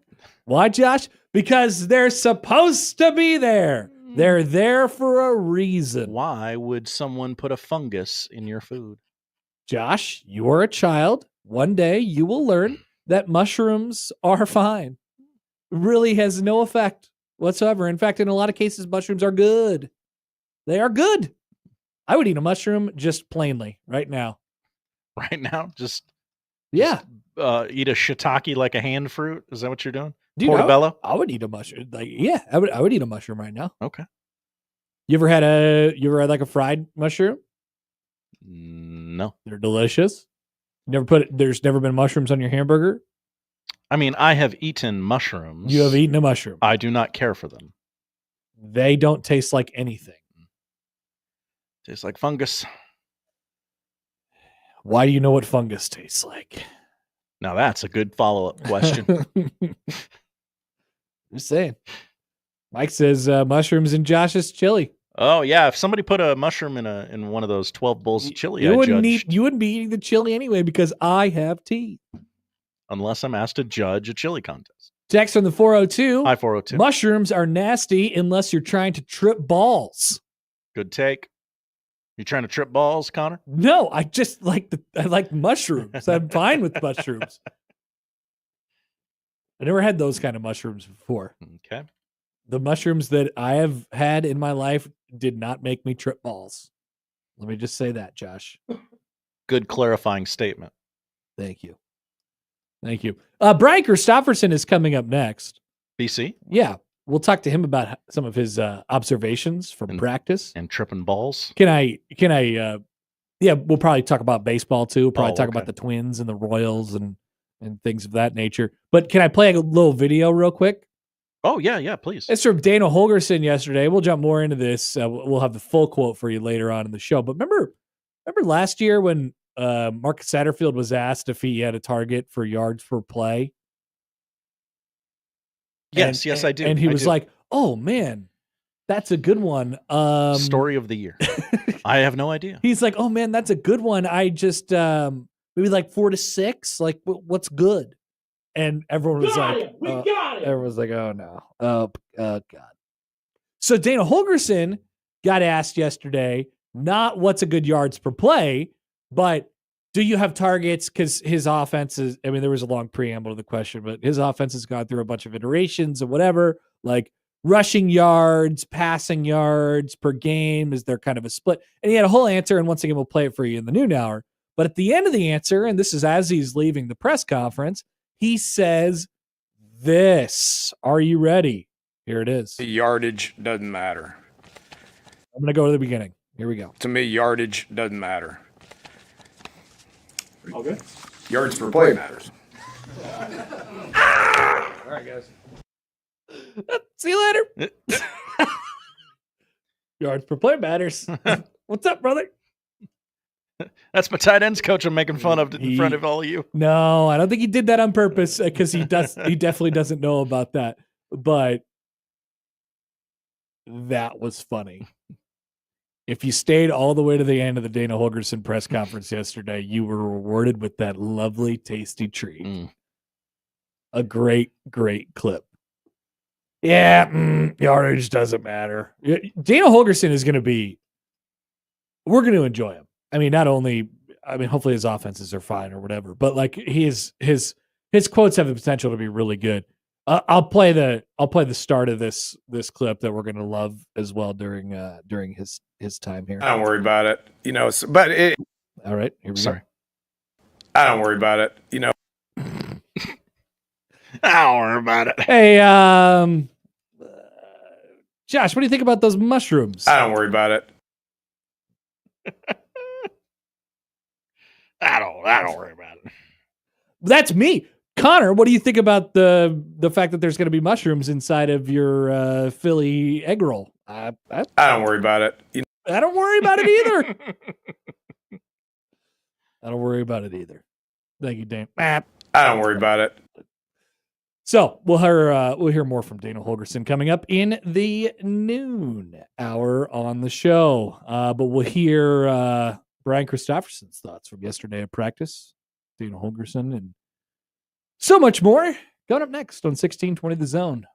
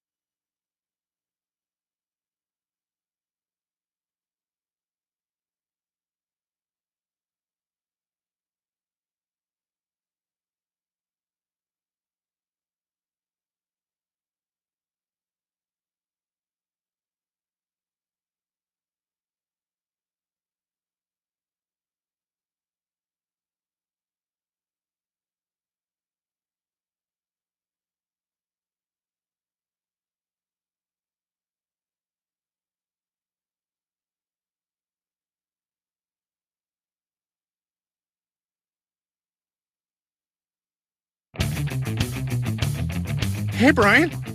Brian Christopherson. I gotta take this. It's Hap. B. Rooney drove my Chevy to the levee, but the levee was dry. Brian Christopherson, Husker 24/7 on the Connor Happer Show on 1620 The Zone. All right, we're joined now on the hotline by Brian Christopherson, Husker 247. Hi, BC. Happy Friday. How are you? I'm doing excellent. How are you? Good. You ready to lock in, engage in a 6-month-long journey that will have many twists and turns and will ultimately inevitably lead to pain at the end of the season, the sport we called baseball? Okay, I see. I didn't know where you were going to go with that, actually, when that sentence started. Could be anything. I thought we were talking about my beat that I cover. But no, I'm not that optimistic, so I can't be hurt that much as far as my Minnesota Twins. That's true. And I've already assumed the Dodgers are going to beat somebody in 5 games at the end of the year.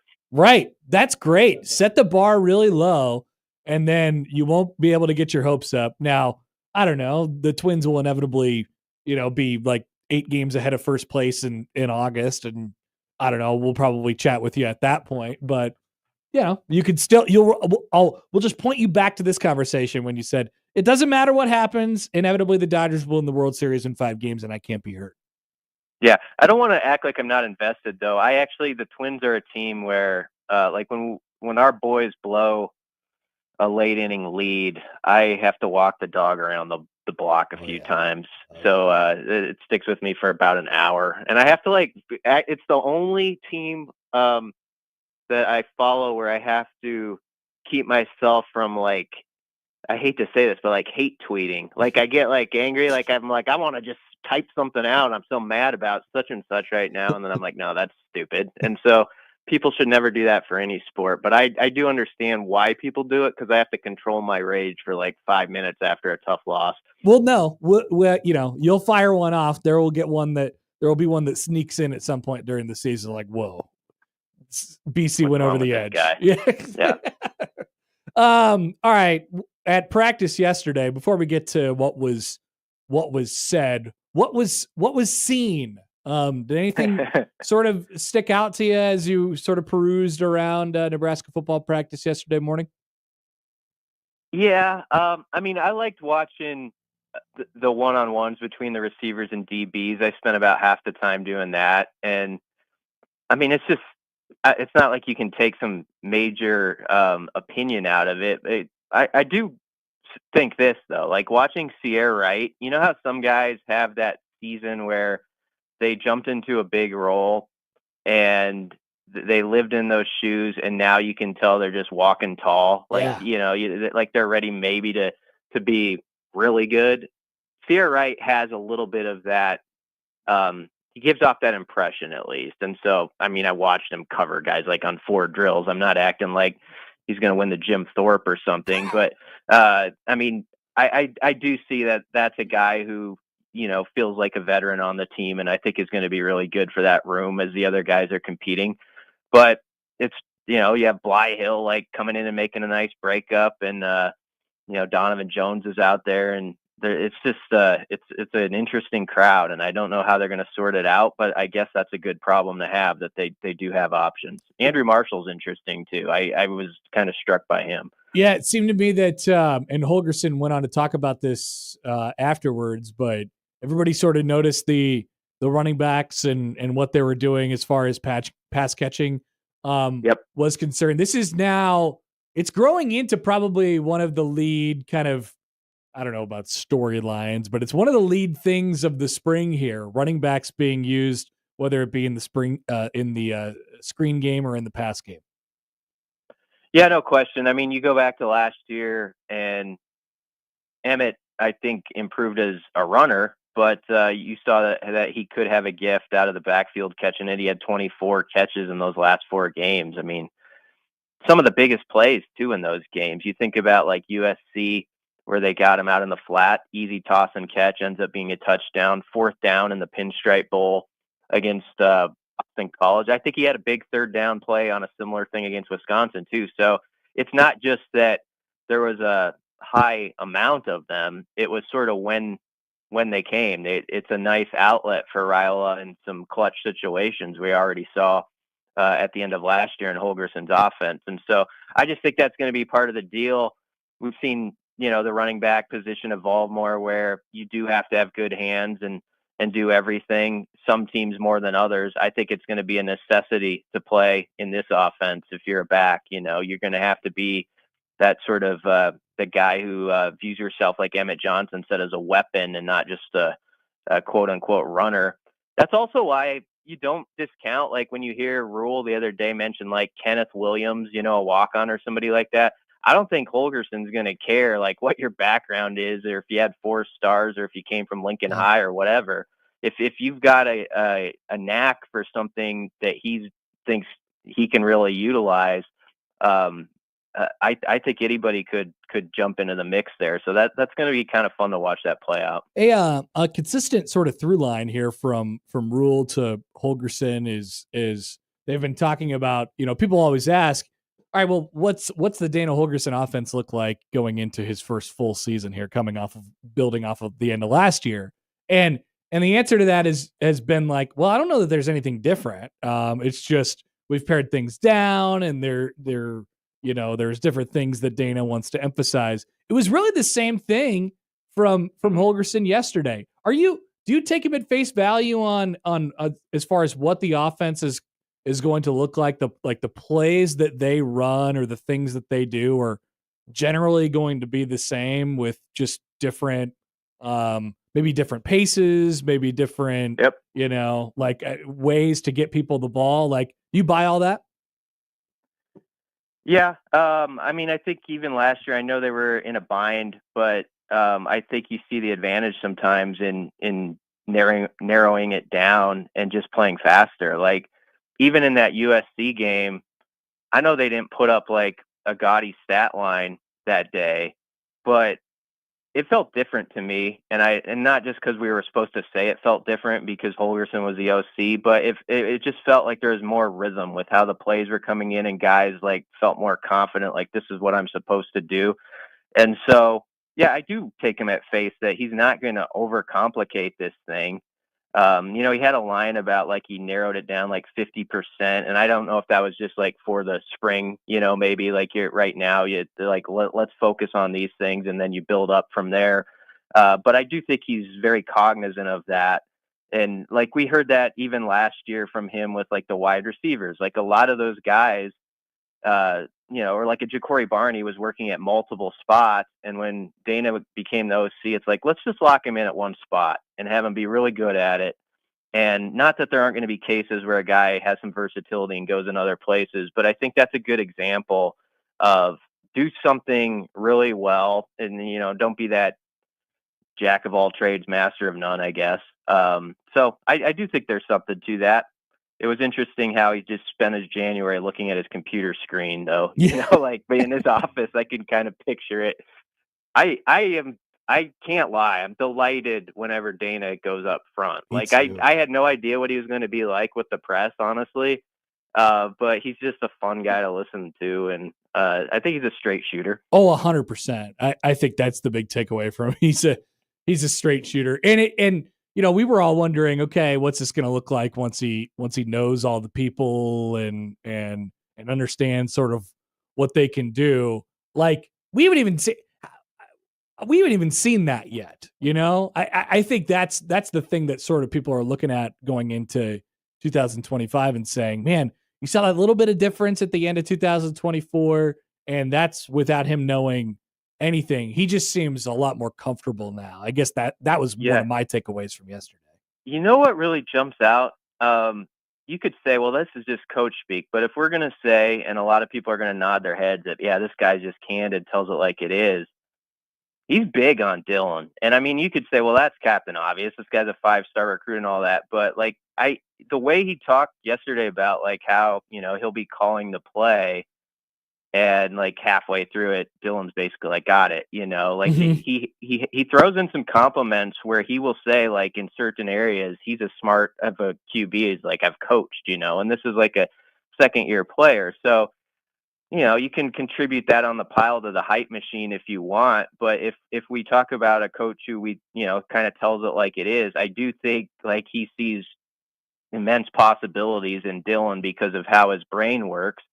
And then when you pair that with, the Gramstad story is interesting to me. Not that if he's the backup or not, but just that Dylan has that sounding board as an older guy who's a peer. I mean, there's a nice combination that seems to be at play there. Yeah, I'm with you. BC, we'll let you go. Great stuff as always. Look forward to the coverage this spring from you and the guys over at 247, and we'll talk to you soon. All right, thanks a lot, guys. That is Brian Christopherson, Husker 247, 24/7, 247, whatever. They all do. You're big on whatever today. Really? Am I a whatever guy today? Well, yeah. That was your takeaway from the Royals game. Was it? Yeah. You think I should have stronger takes, Josh? No. That was not why I brought that up. Maybe I should have stronger takes. Maybe I should care. Maybe the Husker 24/7 guys should yell at me. And they should say, it's 24/7. What are you, an idiot? Why would it be 247? Those are just three numbers. You're an idiot. 24/7. That's something that people say when they mean the coverage is coming to you all the time. 24/7. Yeah. 365. Damn girl, you're fine. So maybe they should, I don't know. Maybe we should both care more. All right. Coming back, we'll round out the 11 o'clock hour on a Friday show before we hear from Dana Holgerson with Josh's Odd News coming up on 1620 The Zone. You made me do this. This is on you, producer Josh. The Connor Happer Show on 1620 The Zone.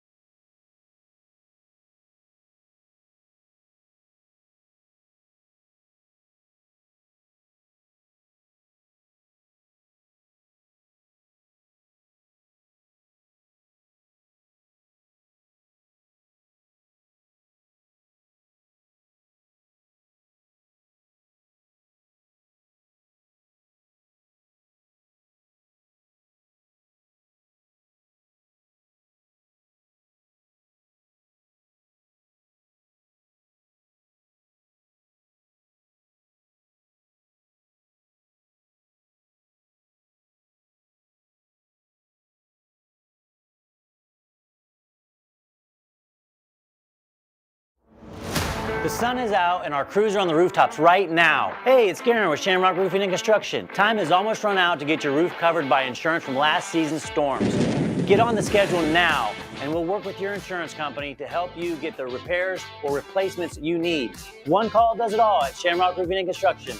Call 1-866-932-35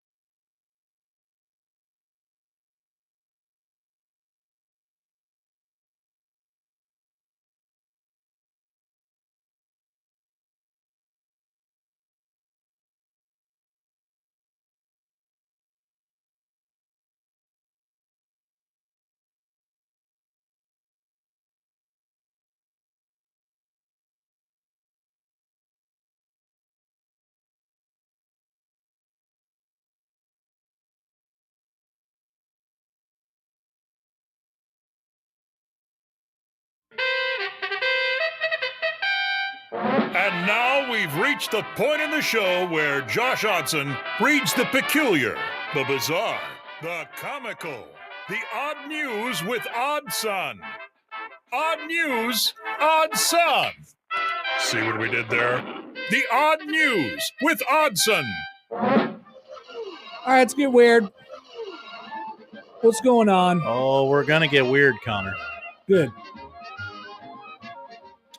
A lot of MLB fans. It's the odd news with me, producer Josh Odson. Yeah. Odson. Sorry. Connor Happer show. That's okay. Yep. I can do it. Don't get me wrong. We're going to talk about why Tanner Bibby missed the game. Tanner Bibby. Bibby. Yeah. Well, sorry, it looks like Bibby. It does look like Bibby. It's not. It's Bibby. He's got a stupid name and a stupid digestive tract. He Connor. plays for a stupid team. I would agree with that. So he got pulled about as late as you can get pulled. Scratched. Scratched. Due to food poisoning. Uh-huh. Now, last season, he went on the Just Baseball show, great name, and said, every day I throw, I eat Chipotle. Mm-hmm. So the internet has put 2 and 2 together. Yep. And we're just now assuming that Tanner Bibby got food poisoning from Chipotle. That's what everybody assumed. Now, he did a tweet and said, it wasn't Chipotle. Leave them alone. Does he have one of those cards? It's possible. It's possible. I don't know. I don't know. Okay. I don't know why you would know, I guess. I don't follow him on the social medias. Because he's the enemy. Yeah. Platcat says went to Kansas City for lunch, and look what happened. Yeah, look what happened. So, That's right. Like, what did he eat then? Because clearly he was the only one. Right. Or just got like a really bad slice of something that everybody else was also eating. I mean, everyone who went to the K enjoyed their Z-Man. It's a professional baseball environment. It's day of game. Now, is this potentially from the night before when the players are a little bit more on their own? Obviously, they're at a hotel, but many of the players often choose to get whatever they're going to get. It could have been anything. I imagine it was a local place or maybe a chain, whatever, like somewhere in Kansas City that he's just trying to protect. Potentially was Chipotle. I guess I do appreciate that. I don't think it was like, because he said he eats Chipotle on the day that he pitches. But wouldn't this have had to take place a little bit earlier? I would assume from last night, and he woke up like, oh, hey, Skip. So doesn't that immediately take out Chipotle if he eats Chipotle on the day that he does pitch? I mean, doesn't that eliminate Chipotle? Well, you know what I'm saying? I mean, you tell me, former baseball player. I mean, I don't know. These pitchers are regimented. Like, I do this on this day, this on the... What I'm saying is, if he eats Chipotle on the day he pitches and the food poisoning is from the night before, then it's not Chipotle. You're correct. But my question is, how quick is the reaction of the food poisoning? I don't know. I've never had it. Maybe that's a question for Sipple, who has had it because he ate chicken in Wichita or something like that. Yeah. I don't know. I don't know what it was. It seems like he's trying to protect somebody here. I don't know who. He's trying to protect somebody. I do. I guess I do appreciate him protecting a business like that. I do too. I'll throw him under the bus. We stay with baseball. Opening day. This Tyler O'Neill fella. Yeah. Dongs. 6th straight opening day dong. The previous best streak of that kind was 4. Surprised that was a record that anyone knew about. Well, it's baseball, right? Yeah. We keep track of those weird things. I mean, I suppose you could say that the previous record before yesterday was 5, held by Tyler O'Neill. Sure, okay. But yes, who had 4 in a row? Oh, you don't know? I wasn't prepared for a follow-up question. All right. Todd Hundley, Gary Carter, and a young man by the name of Yogi Berra. Okay. It was him? Yogi Berra. 55-58. Look at that. 4 straight opening days. Mhm. Baseball's back and Yogi's hitting dongs. Yeah, pretty outstanding stuff. And on the flip side, I guess the remember inverse. Remember when opening day used to be on like April 15th? Yeah. Wow. What a world. That was great. Playing too. It's fine. Don't worry about it. Oh. I guess the inverse of Tyler O'Neill would be Jackson Churio, who I went 0 for 5 with 5 strikeouts. Just the second time that's ever happened over a 9-inning game on opening day. Jackson Churio has done that now twice in a row, hasn't he? On opening day? I don't know about that. Over 5 strikeouts? Yeah. The only other player to ever do that was Max Muncy in 2023. Wow. Look at that. This is the platinum sombrero. Is that what they call it? I knew golden sombrero. I would assume, yeah. Gold sombrero is 4. Yep. I guess tracks. Whatever you want to do next after that is it's really uncharted territory. You can make it up however you'd like to. And then Connor, finally, you remember the Chiefs Hallmark Christmas movie that came out last year, Holiday Touchdown: a Chiefs love story? I remember it existing, right? Like, yes, yeah. I remember the headline. Yeah. Hallmark Channel has announced the next in a series of Holiday Touchdown movies, and it's coming to Highmark Stadium. Oh. That's where the Buffalo Bills play, Connor. Well, that's where they play now. That's right. A Holiday Touchdown, a Bills love story will be debuting this winter on Hallmark Channel. Damar Hamlin, previously of Death, teased the film on social media after it was announced on the Today Show this morning. We have big news today. Hallmark Channel and the NFL have selected the Buffalo Bills in the Countdown to Christmas movie draft. We're so excited to celebrate our team, our fans, and a shout out to Bills Mafia. Wow. So they're going to do this every year just with a different NFL team? This is like Hard Knocks of Hallmark? I would imagine that, there's not too many fan bases that would go with this, right? Like, you can't do this with the Eagles, right? They'll bleep all over it. Well, are the fans starring in the movie? Well, no, but they're reacting to it, right? But clearly you don't make movies you don't make this movie in the hopes that someone will watch it. You're making this movie in the hopes that it garners some sort of a headline or something like that, and then maybe people will watch it. I don't know. Like, how many who watch a stupid Chiefs Christmas movie? Taylor Swift fans. This is for Haley Steinfeld fans, right? How many more fan bases could you do this with? Like, Cowboys probably would still work. What do you mean? What are we looking for? What would get it to like pop up as a headline? Like, a Commander's love story isn't gonna, like, I'm scrolling right past that. Yeah, but the Bills, the Chiefs. Well, the Chiefs made sense because, hey, there's a lot of women in that fan base. Do you think? Oh, so that's it. I have no idea what they're going for. I have no idea what they're going for. I don't like. I'm just under the impression that if you do it with any of the teams, you could do it just as stupidly with any of the other teams. You could do it with any team. Don't get me wrong. Like, hey, let's have a Chargers love story, and they end up going to P.F. Chang's on their first date. Yeah, it'll be a great bit. Yeah. So, are they gonna? Is it the same movie? It's just a different? Well, now you're getting into the question of, isn't every Hallmark Christmas movie the same movie, Connor? Yeah. I guess.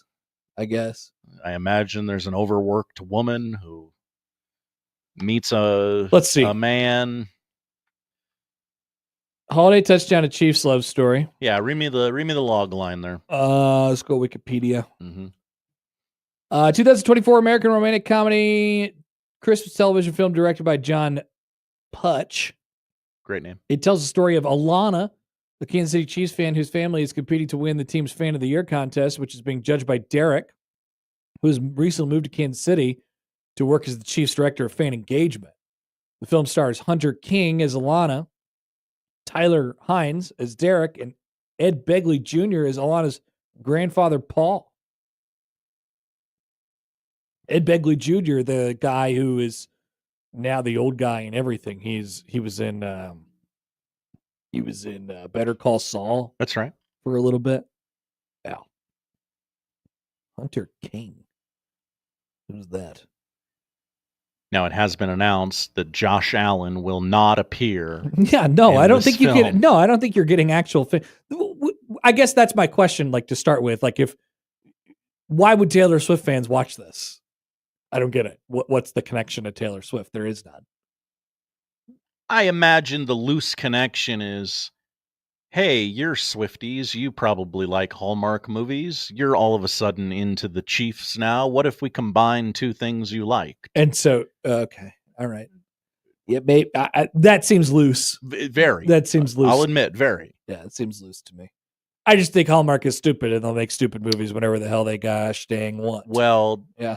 Yes to that. Yep. Alex and Lincoln says Hallmark can't shake me in the NFL taking advantage of a fake relationship. Mm-hmm. That's right. That's according to Josh. I don't see the connection. I mean, I don't see the connection between those two people. Okay. All right. There's that too.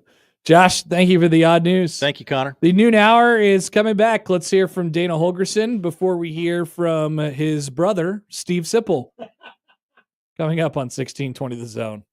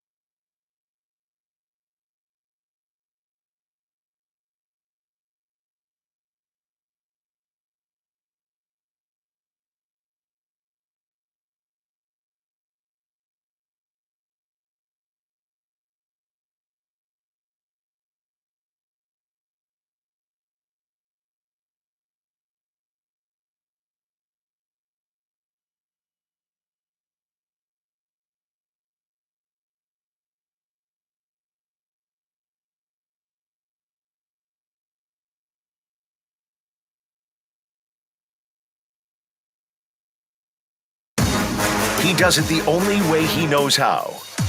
With his massive sports brain sprinkled with a smidgen of rabble-rousing. Let's get back to the Connor Happer Show on 1620 The Zone.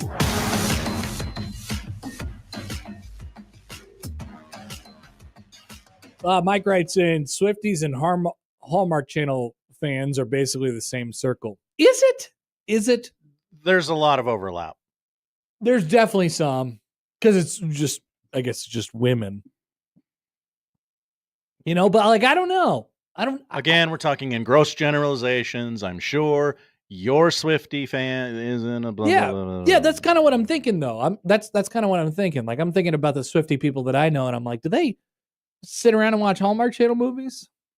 Oh no, that was Hallmark Channel movies, is what Connor just said. What do you think I said? What did it sounded sound like? a little like you said a word that starts with an SH that we can't really say on the radio. Okay, all right. Thanks for that. Mm-hmm. So I didn't say that. I said Hallmark Channel movies, and when I think Hallmark Channel movies, I think about mothers, moms. Mm-hmm. Mm-hmm. The Donna Kelseys of the world. When I think about Swifties, I think about young people.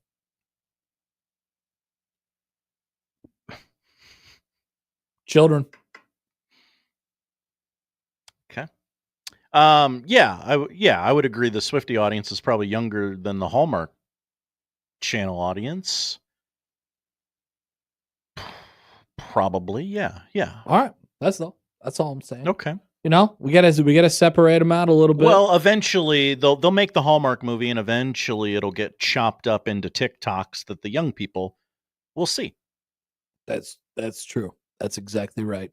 Or they'll turn on their televisions and watch the things that are already there for them. We'll never know. Dana Holgerson speaking yesterday. Holgo the Oko. I like that guy. I like that guy a lot. I like listening to him talk. I think he's a good offensive coordinator. I think he now has a better grasp on things. Given that he's not arriving this week and being required to call a full game against a Big Ten team, or 2 or 3 or 4, like he was last year. He got to sit in front of his computer for a month.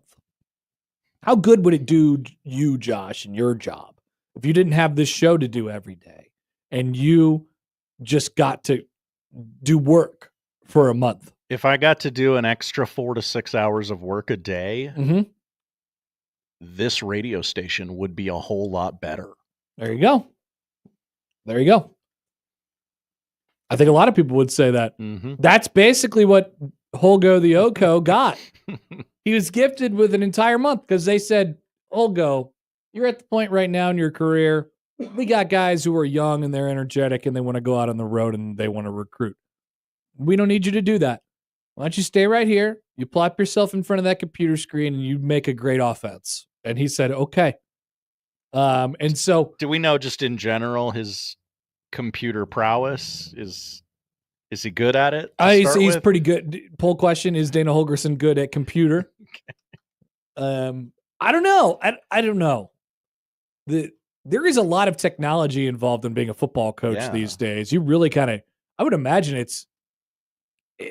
they have people on the staff, I would assume, who get the things where they need to be.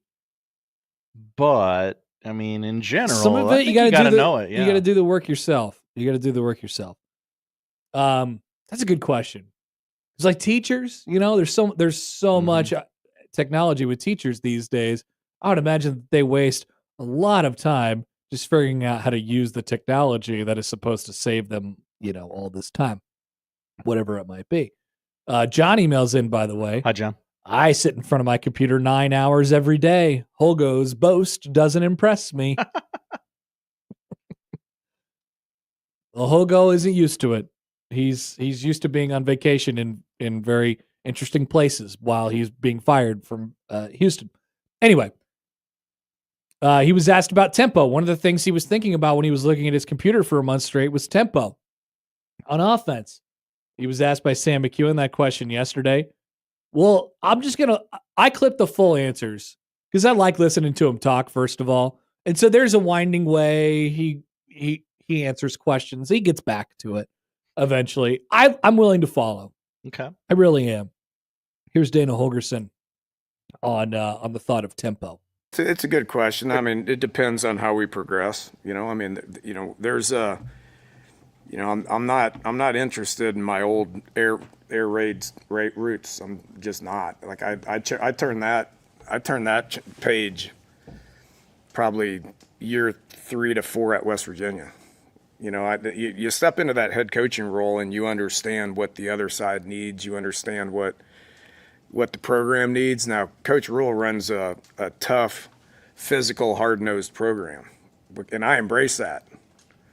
I kidded with him the other day about, I came in, I was like, Coach, 15 minus 15, I walked here because I was working on being the toughest, hardest working, most competitive coach I could be, So that mentality that's in the program, the coaches need to have that. The play callers need to have that. If we need to run the ball, we need to run the ball. And the only way you can do that is if you focus on it nonstop. We ran, I've never done this. Never been able to do it, especially in spring practice. We ran 24 inside run drill plays today. 3 groups.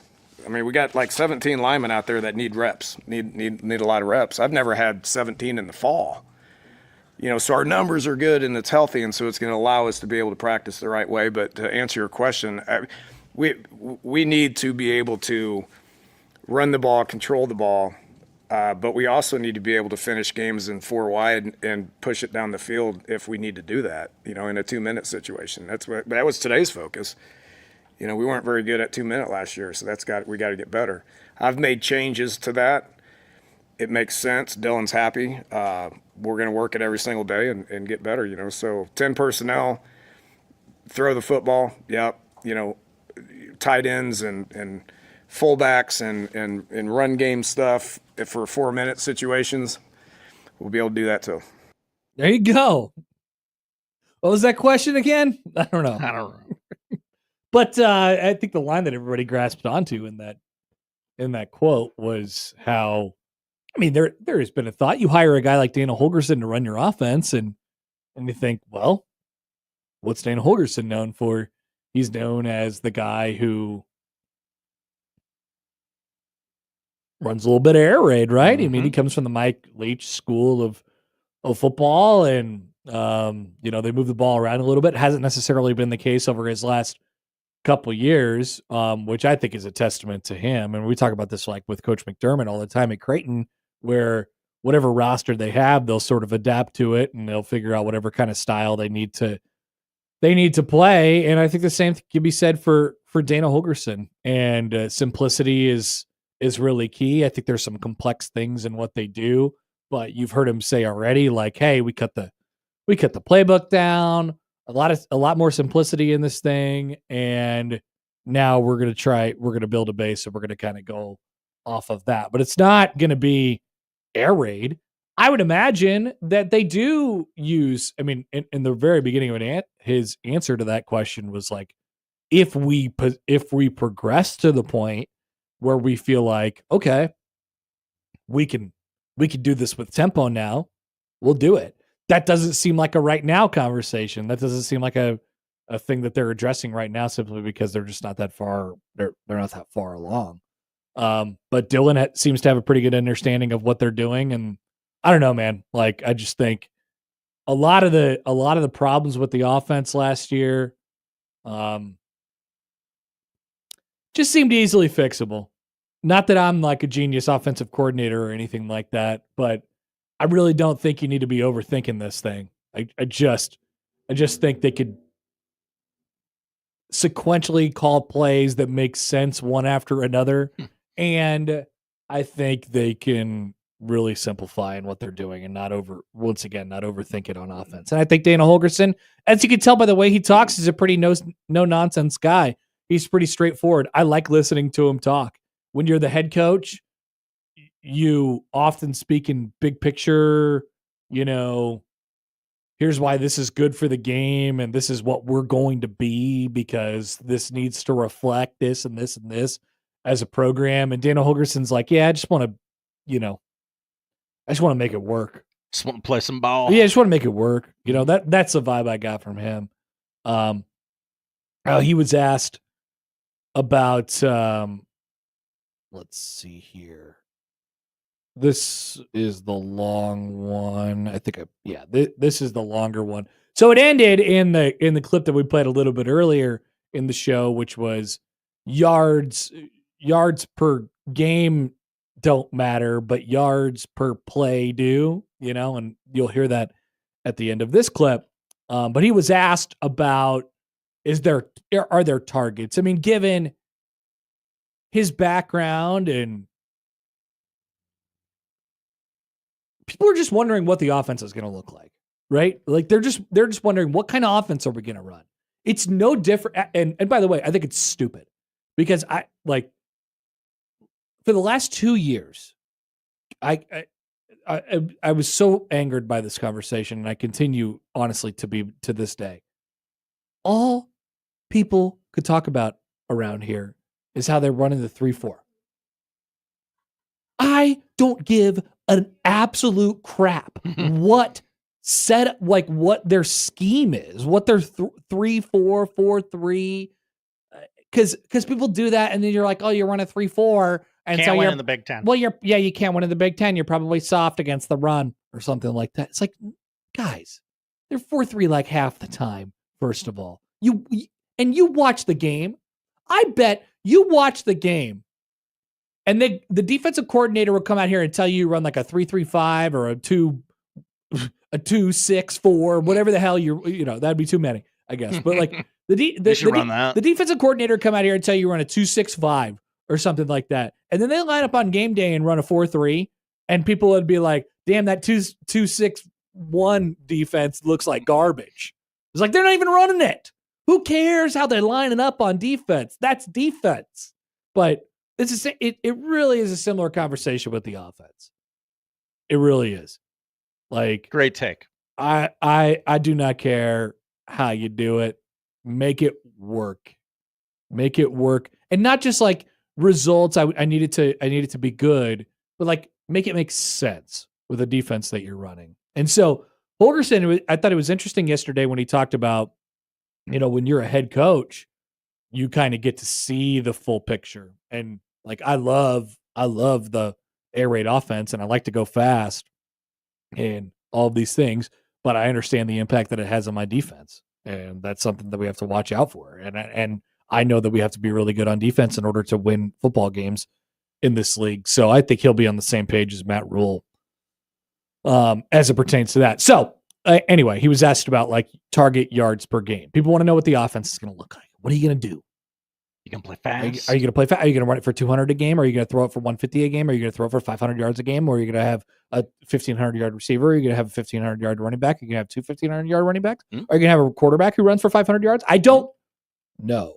He was asked about those things yesterday from a team component, and here was his answer. Don't worry about it, but it's been of evolution.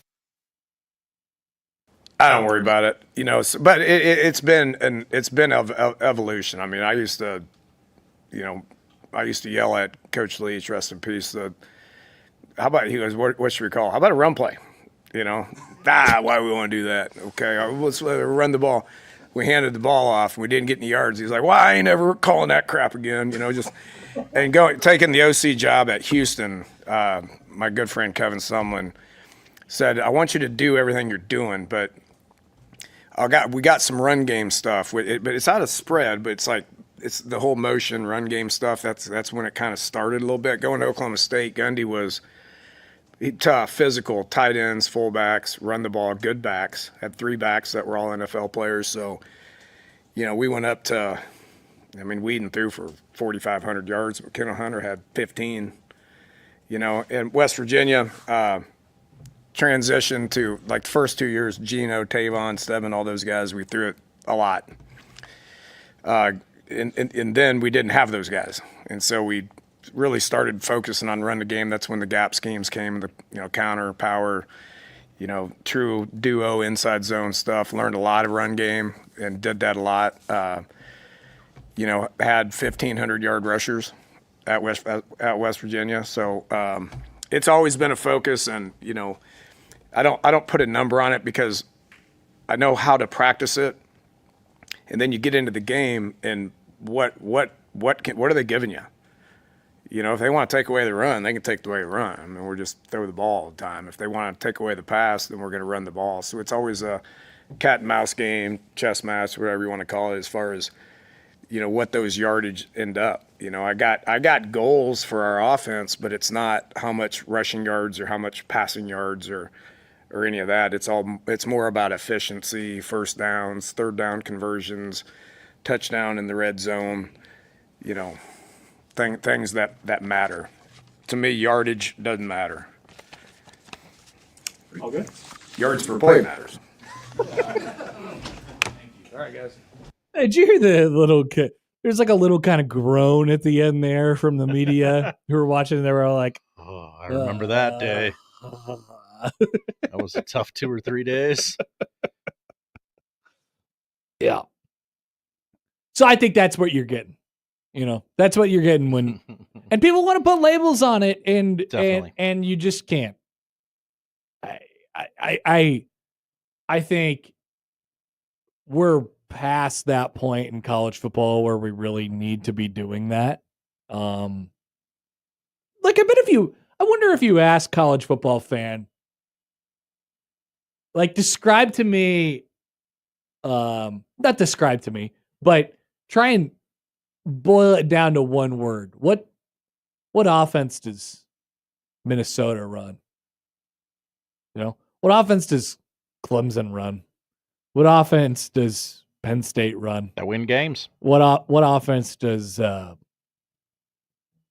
Indiana run? And if you try to get it down to one word, it would either be spread or pro style, right? And so people want to do that, and they're like, well, it has to be spread or pro style or West Coast or something like that. And Dana Holgerson's like, yeah, I mean, you call whatever the hell you want.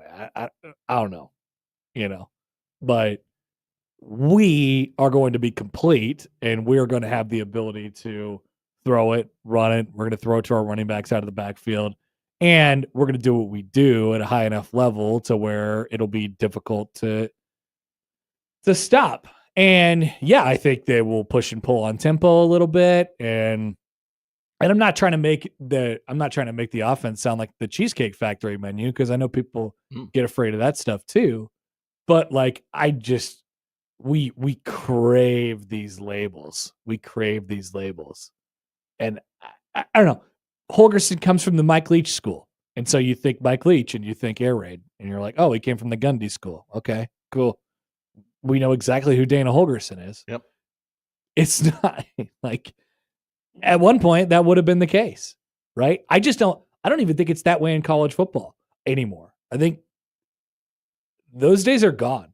I think you would be doing yourself a great disservice if you weren't just adjusting to the kind of personnel that you had from a year-to-year perspective in terms of not the principles of what you're doing offensively, because those are always going to stay the same, and what you could get at a variety of different places. And if you go to Iowa, it's going to be this. If you go to Penn State, it's going to be this. And what kind of players come out of those schools and end up in the NFL more often. But it's I don't there is no label, in my opinion.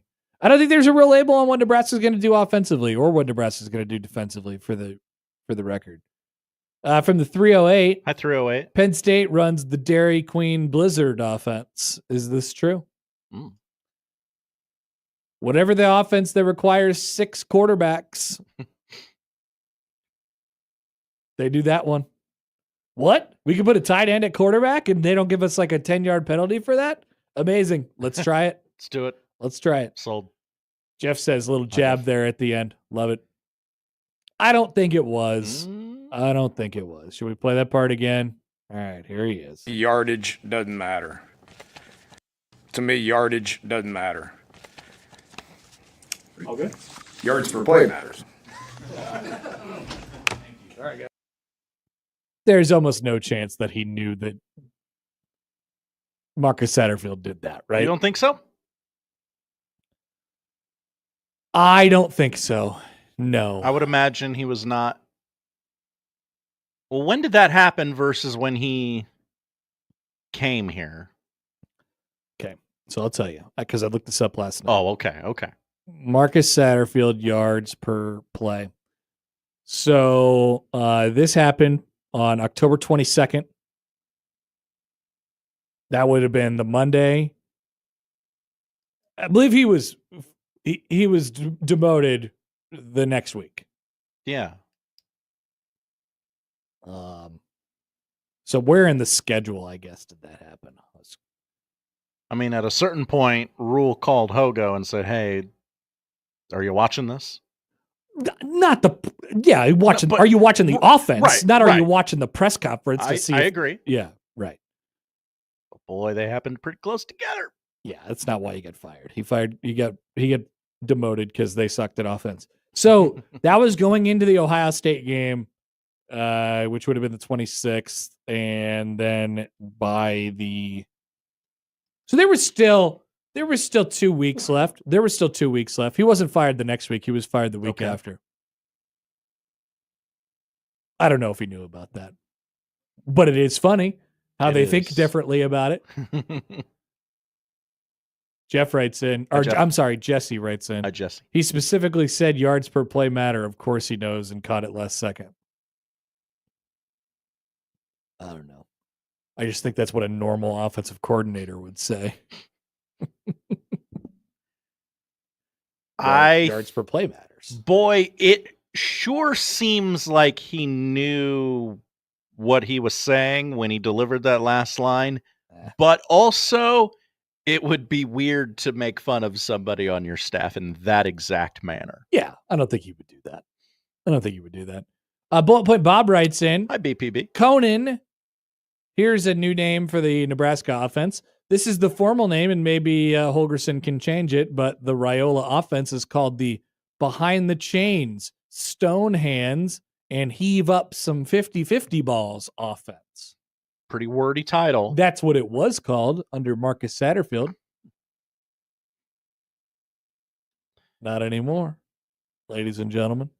That's not a part of the deal anymore. They're going to throw up some 50-50 balls. Maybe some dudes will catch them. That year. would be wonderful. Maybe they'll throw some dudes, maybe they'll throw it in the right direction this year or something like that. Little bit of bleep it he down there somewhere.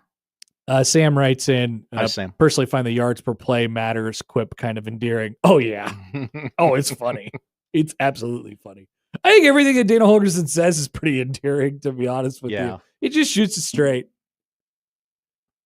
So it's like, what I'm saying is, I don't think he said that with any point in mind other than to say, like, he's pretty direct, other than to say yards per play matters.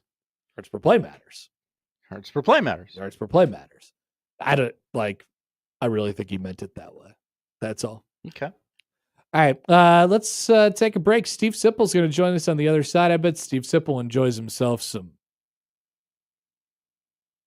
Dana Holgerson. I bet he does. They seem cut from the same cloth, a similar cloth at least. Yeah. And we got to find out what drills he's running on Team Compton or Team Foreman. Yeah. Gotta get a little update on his routine here before the Husker games come up in about a month here. So it's a big month for Sipple training. Back after this on 1620 The Zone.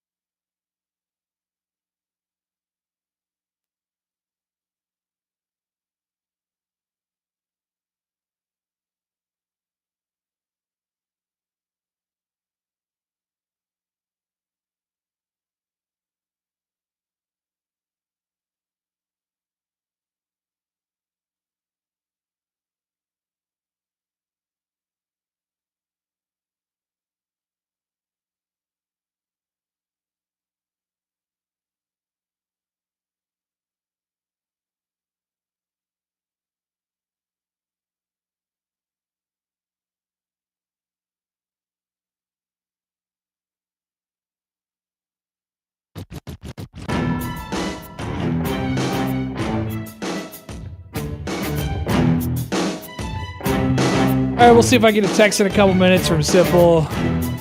Hey, you could call now. You can call. Okay. Don't have it yet, though. So let's go back to last night in college basketball. Hoops. Did you forget about the tournament? No. I get the sense that people kind of did forget about the tournament, actually. I mean, there wasn't a lot of people at any of these games. No, the overtime game was sparsely attended. There really wasn't hardly anybody at any of the four last night. But just to catch you up, Alabama made 25 threes. That's a lot. And beat BYU 113 to 88. 25 3-pointers. I mean, you almost feel bad for making 25 3-pointers. 25 out of 51. Can't miss. You can't miss. BYU had a great offensive night. They crushed Alabama in points in the paint. Oh, really? They scored 88 and lost by 25 last night. Tough deal by them. Then Florida and Maryland go back and forth for a little while. Florida far too good at the end of the day. And they eliminate the Crab Five. And then Kevin Willard after the game says, I don't know what I'm doing. And that became a meme last night, which was nice. Duke and Arizona was a good game. Arizona kind of closed the gap a little bit late, a couple different times, but there was too much Cooper Flag. If last night was your first real close window into watching Cooper Flag, is now, we'll see if Simple answers the phone as we're halfway deep into a topic now. I find it interesting. And I guess we'll continue on this conversation a little bit later on in the show, but Duke has this trend lately of always seeming to end up with like the really likable one and dones. I can't really explain that. All the other one and dones in college basketball just seem like mercenaries who are being forced to play college basketball. And I get this overwhelming sense from Cooper Flag and Zion Williamson before him that they love it. They love playing for Duke. They love college basketball. They're enjoyable players to watch. And if it wasn't the worst financial decision for them of all time to stay in college, they would do it.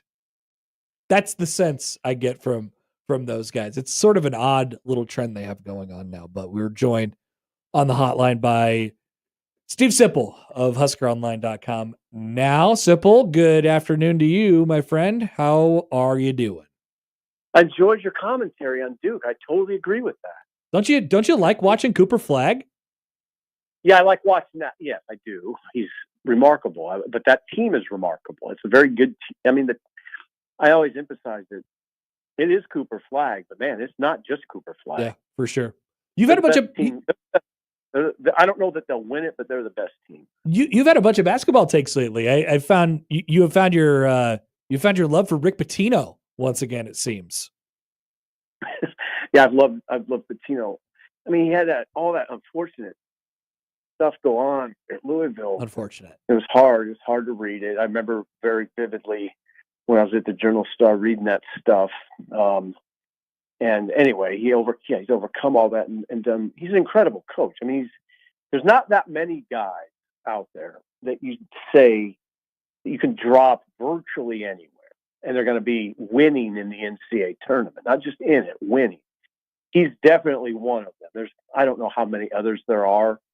You could probably get the number to maybe 7 or 8, but he's definitely that guy. You could put him anywhere in America, and he's going to the tournament and winning. I think Beard's that guy. There's some others. Will Wade's probably that guy. I mean, look at Beard. Just look at Beard. A lot of these guys have something in common, interestingly enough. He's an Ole Miss. Beard's an Ole Miss. I mean, what's Ole Miss? What does Ole Miss have on Nebraska? Nothing, right? Do they have anything on Nebraska? They don't have basketball tradition. They don't. I mean, and there they are. They're playing Sweet 16 right away. Yeah. Yeah, interesting. Yeah, those guys are good coaches. There's no doubt about it. All right, Simple. By the way, before we, sorry, did you have something? Great coaches. Yeah, great. Yes, great coaches. Before we get too far down the line here on football, have you practiced for when you're obviously going to be rostered for the Husker games coming up in a couple weeks here? No, I haven't. Well, you better get ready for this. I know you keep denying it. You keep saying, "Oh, come on, no, nothing like that's going to happen." But then you're going to find yourself out there. I just want you to prepare yourself. Well, I appreciate them. I mean, all the mentions and all that's nice, but it's good that anybody even knows you're alive. But I'm not. No, I'm 58, Connor. I'm not going out there. Nobody. You're not going to try and tackle it. I mean, you're not going to tackle anybody. Just catch a punt or two. You know what? What happens in this world? You're a journalist. In the most, I mean, I don't know. I guess I'm old school, but you don't want to be part of this. You didn't get in the profession to be part of the story. That's right. So no, I probably, no, I'm not. I probably won't be out there, Connor. I'll probably wear jeans that day and probably some boots. You're gonna make some excuses for yourself and say, I didn't bring my shoes today. I can't play. Yeah, I typically been wearing boots, and I'm probably not gonna be in sweatpants that day. Yeah, they'll get you covered from the on the apparel standpoint. What's the NIL deal? I guess that would be the last thing you'd have to talk about. You can negotiate that because it seems like your presence in this game is very much wanted by the Nebraska football coaching staff. NIL deal is what we probably next got to get to. Yeah, I think you got a little pull here. You got a little leverage. Yeah, seems like I do, right? Okay. I maybe you're able to. I mean, you got a long time. We got a couple weeks before this gets going, and we'll see how it works out before then.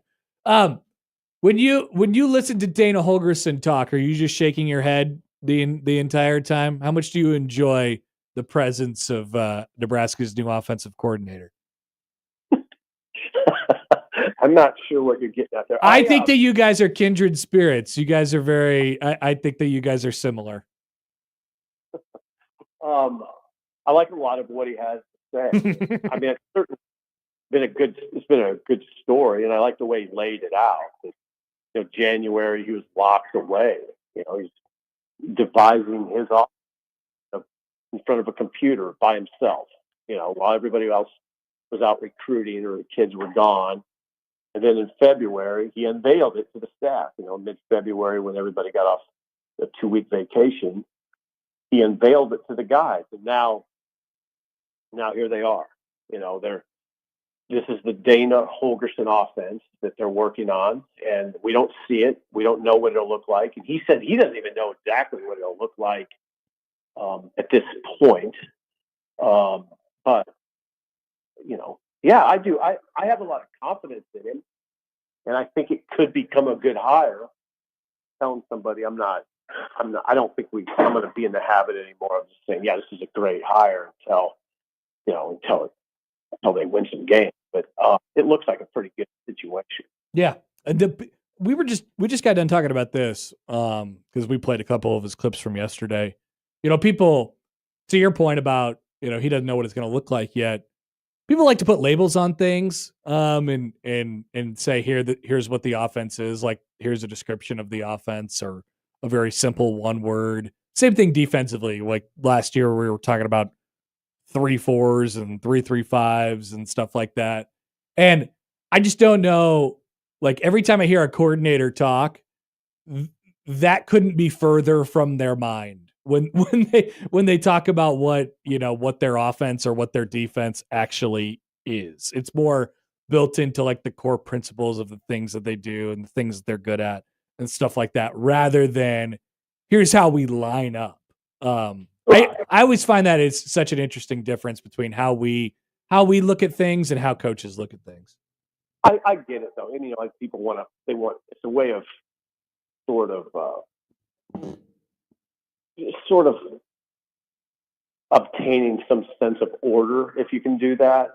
what does he run? He runs a 3-4. He runs a 3-3-5 defense. Okay, yeah.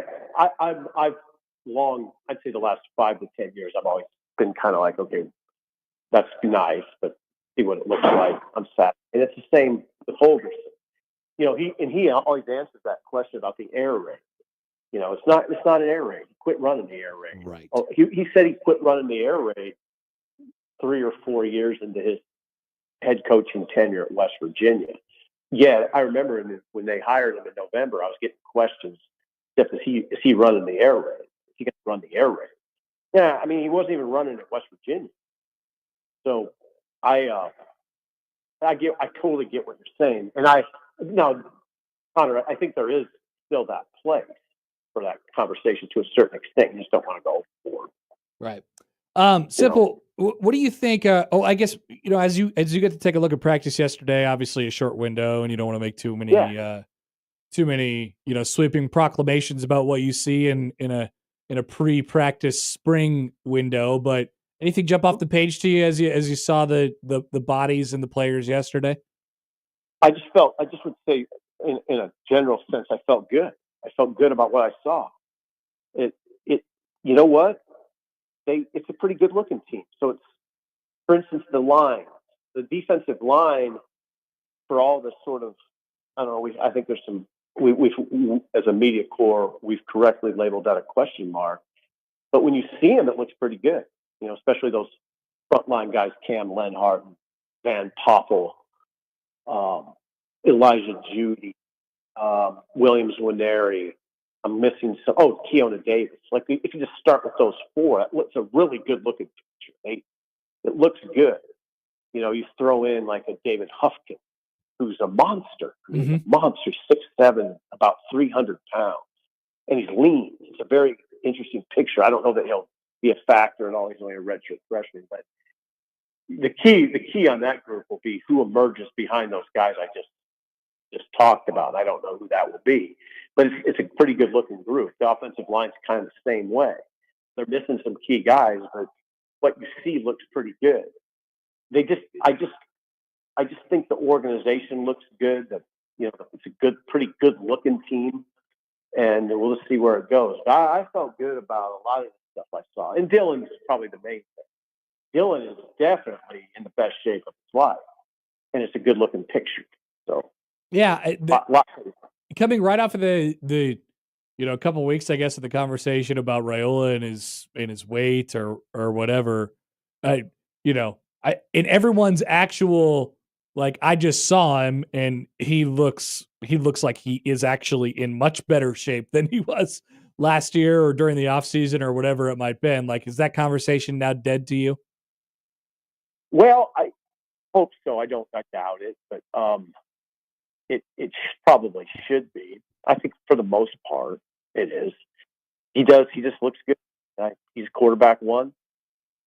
His offense, he'll start to be more of a leader. He does feel good. He worked hard. His teammates saw the hard work he put in, or at least they see now what he looks like. I think that'll only help him. Happer. I think for the most part, it's over. Yeah. What do you think the next? I mean, during spring ball, obviously, is getting familiar with the people around him and in the offense and that running back screen game that we've heard a lot about in the early going. I think that's going to be one of the talking points of the spring in the offense. But for a more bigger picture for Dylan Raiola as you take it through spring and into the summer and into the fall, like, what is it for him? If you're going to be like, oh man, he's going to take that jump, or are you already there with him? Like, are you already convinced that there is going to be a jump with Dylan Raiola? Oh, I do. I think my guess is there will be, but and why? There's reasons. There's legit reasons. I think they'll be improved at receiver. I think you could see that. That's one thing you could see yesterday, Connor. There's more weapons at receiver. They're proven weapons too. The transfers they brought in, Dane Key and Isaiah Hunter, Hardly Gilmore, and then you have Ja'Cory Barney. It's a good group. It's a good looking group, and it's not just them. I mean, you have like a Quinn Clark who's waiting. One of the best looking players on the team, Quinn Clark. There's other guys. It's Harburg. There's Carter Nelson who will be back in the summer. He's not there now. So I think that's one reason Dylan could be better. I think we'd all agree Holger's another reason Dylan could be better. There'll be a better offensive coordinator. I don't think it's any wrong to say that. It'll be better than Satterfield. So there's that. I think, the offensive line was pretty good last year and probably should be as good or better this year. I hope that they have a run game that's better than 98 in the country. They're 98th in the country rushing last year. That's not good enough. If they have a little better running game, that helps Dylan. I think they could. So there's a lot there. And then Dylan, I would like to think they'll throw more than 13 touchdown passes. A 67% completion rate's really good, right? Really good. But 13, touchdown interception ratio, not where you want it, not where he wants it. Right. I would like to think he'll throw more than 13 touchdown passes. I think there'll be a better offense.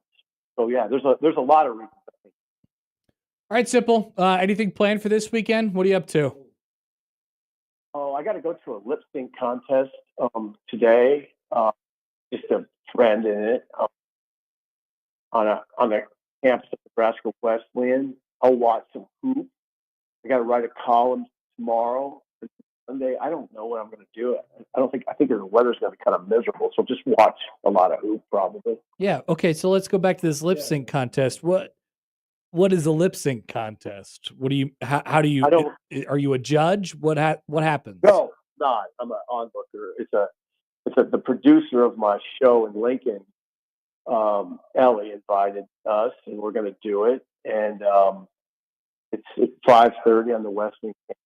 I guess part of the reason I'm going is because I'm intrigued by the whole thing. Well, and you're a supporter of coworkers and friends, so I mean that's why mostly I think, right? Yeah, and Ellie's dad. I know Ellie's dad, so okay. And that's I'm going to do it. I'll do it. All right. Well, I look forward to I look forward to that for you. That should be a fun evening for the early break boys out there at the lip sync. I'll report to you. Report to you. Please do. Send me a text if you think about it. I will think about it. All right. See you, Simple. All right. See you. Steve Simple of HuskerMind.com. Lip sync. Yeah, I don't know what I was expecting, but on the campus of Nebraska Wesleyan. Once again, it's never that. It's never whatever comes out of his mouth first. It's why we ask him, what are you getting into this weekend? You ask him a question that open-ended, he just finds the spot that you didn't have covered. That's why I always ask him, what are you doing this weekend? Exactly. Because even if he's doing the most mundane things you could possibly do, there is something in there that will be incredibly interesting. We're getting a haircut. Watching hoop. Yeah, not hoops. I'm going to a lip sync contest and watching hoop. I'm like, this is different than what normal people would say. Sam writes in. Hi, Sam. Sip named off an extremely productive and interesting weekend and then said he didn't know what he'd be doing this weekend. I don't know. Some contract news on the other side regarding Coach Prime. Coach Prime. Coach Prime. More like Coach Rich. I think he already was, but more rich. Point still stands. Coach paid more by the entity that he actually works for. How about that? How about that? All right, more on that coming up on 1620 The Zone. After further review, the host is deemed to be out of bounds. The Connor Happer Show returns in minutes on 1620 The Zone.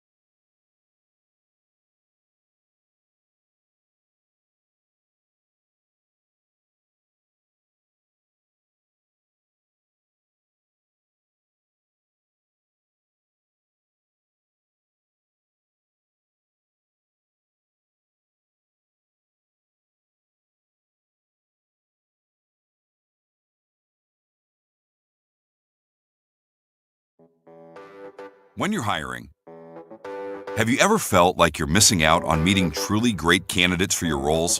It seems impossible to find them, but they have to be out there somewhere, right? Well, they're not hard to find when you know where to go, and that place is ZipRecruiter. And right now, you can try ZipRecruiter for free at ZipRecruiter.com/radio. ZipRecruiter helps 10 million people with their job search every day. And because these people are actively looking for jobs just like yours, it's easy to find the right person right away. In fact, 4 out of 5 employers who post on ZipRecruiter get a quality candidate within the first day. But if you're not using ZipRecruiter, you're missing out. So see what it's like when the impossible is easy. When you go to ZipRecruiter.com/radio right now to try ZipRecruiter for free. Once again, that's ZipRecruiter.com/radio. ZipRecruiter.com/radio. Never miss out.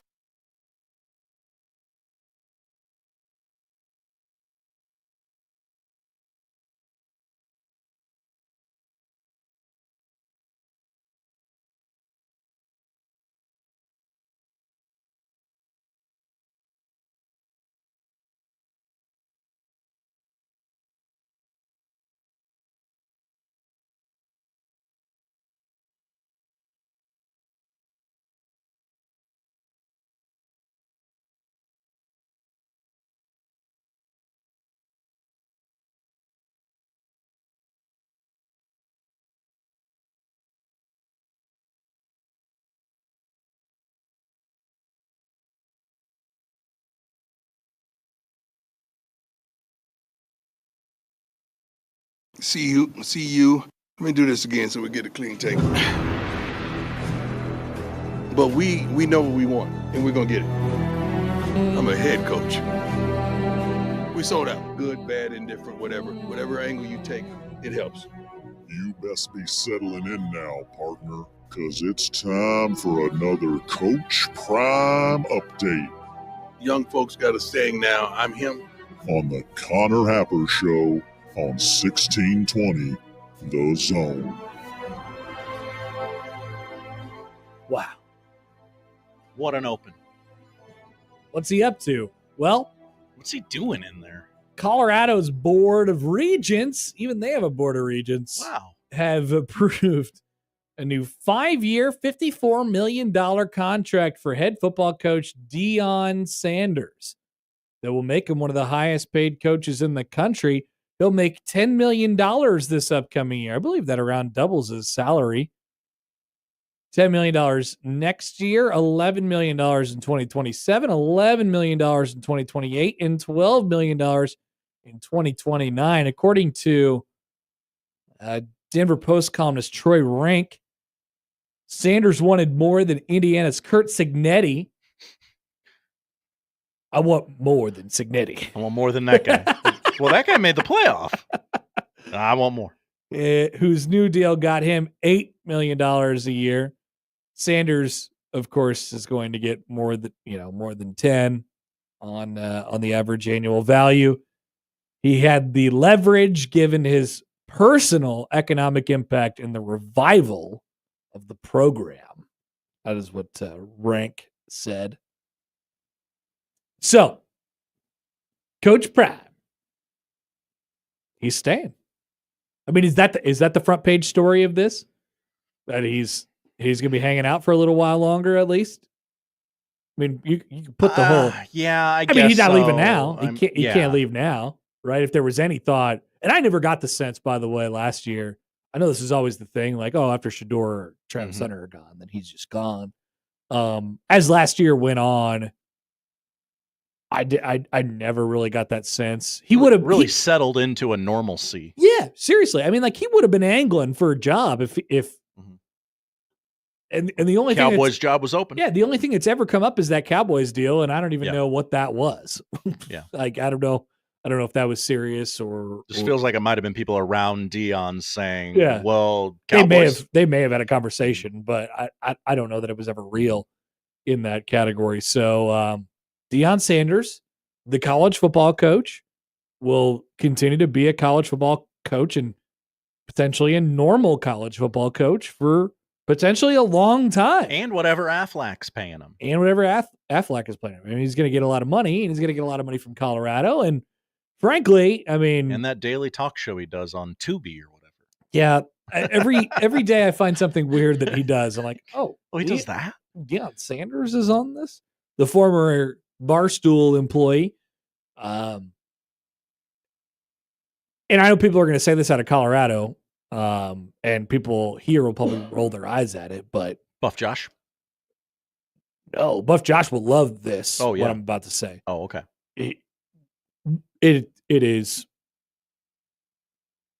It's a great deal to get him for $10 million. I mean, he obviously has been a huge benefit to Colorado, the football team, the football program, the university. He's definitely bringing you more than $10 million of publicity a year. Absolutely. Sure. I mean, like, he is one of the guys where, winning football games is one thing. And I think, Deion has won over the last couple of years. He hasn't won big. Maybe he will win big going forward, but you're not paying him to win big. You're paying him because his value his value to the University of Colorado is immense, because without him, it's very clear what happens. Right. Highest paid coach in the Big 12. Poop, Josh. Poop. I thought you morphed into Sipple and you were watching hoop. Poop happens. No, not hoop. Highest paid coach in the Big 12, top 10 in the country now. $10 million.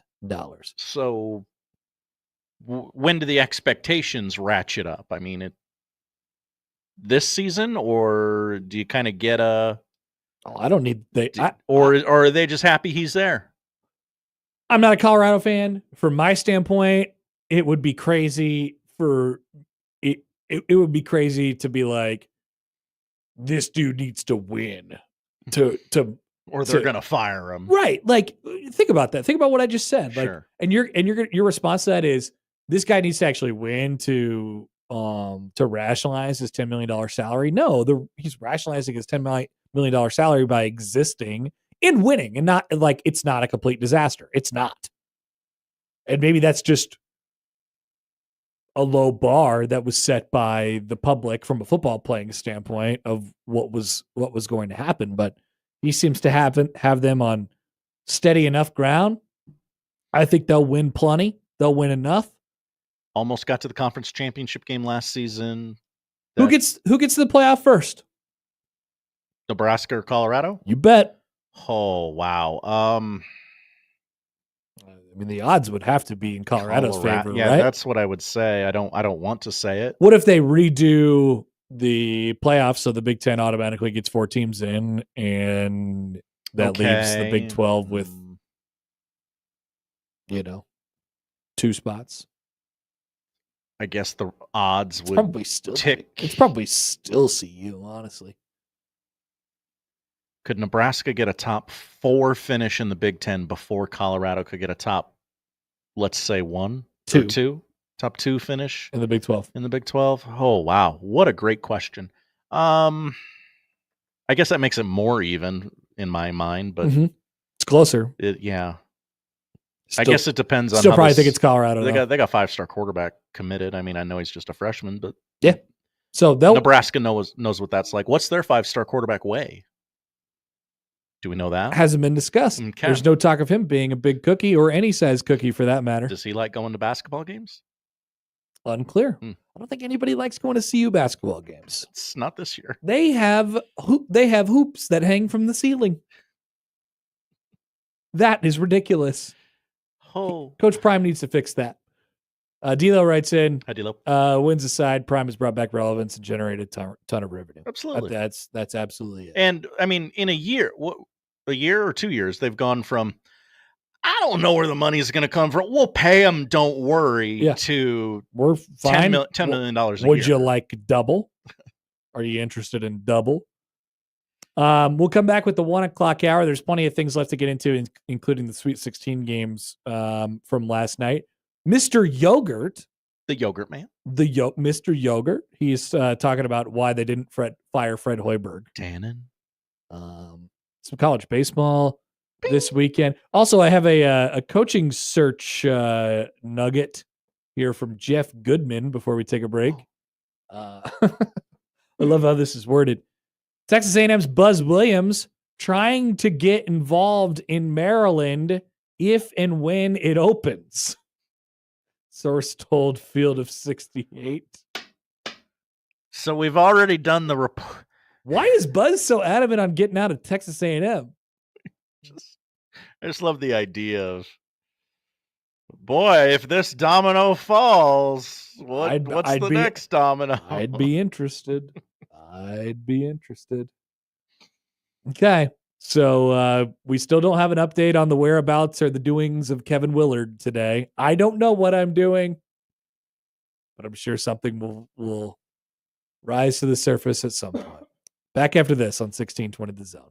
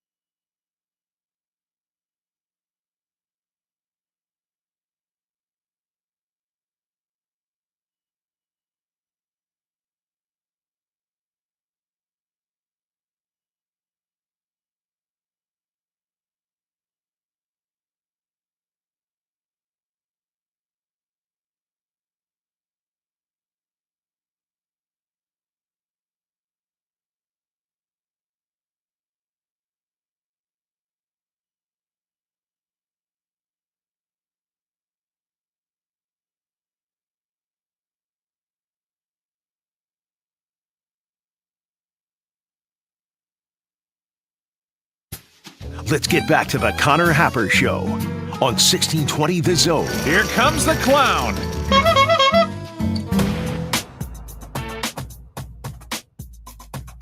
All right, final hour on a Friday here. Connor Happer Show, 1620 The Zone, and on 1620thezone.com. Also, our final reminder for you before the weekend hours, I'm sure they'll be reminding you this afternoon on Sportsmanlike Conduct, that the Edible 8 is going on in the Omaha Food Fight presented by Union Bank and Trust, where voting ends as the weekend ends, Sunday. Whoa. Then on Monday, we'll reveal our Foodie 4, which we'll go through next Wednesday, and we'll have a champion in the Omaha Food Fight presented by Union Bank and Trust. That's right, a champion. Vote now, 1620thezone.com for your favorite restaurant and see if they advance to that illustrious foodie for. A tweet from Sam to start off the 1 o'clock hour regarding Buzz Williams. Is Buzz Williams college Larry Brown? He also got out of Marquette and Virginia Tech when he had them rolling. Yeah, what's up with Buzz? He just wants to never be at the place he's at. I mean, seriously, I don't know what other explanation of it there could be. Like, you know, people always tell you that the grass isn't always greener on the other side. Buzz Williams will tell you that the grass is always greener on the other side. And there is always another side. Look at her over there. It's green as hell. Look at that grass. Because I know this grass ain't getting any greener. This grass sucks. Or maybe he hates Trev.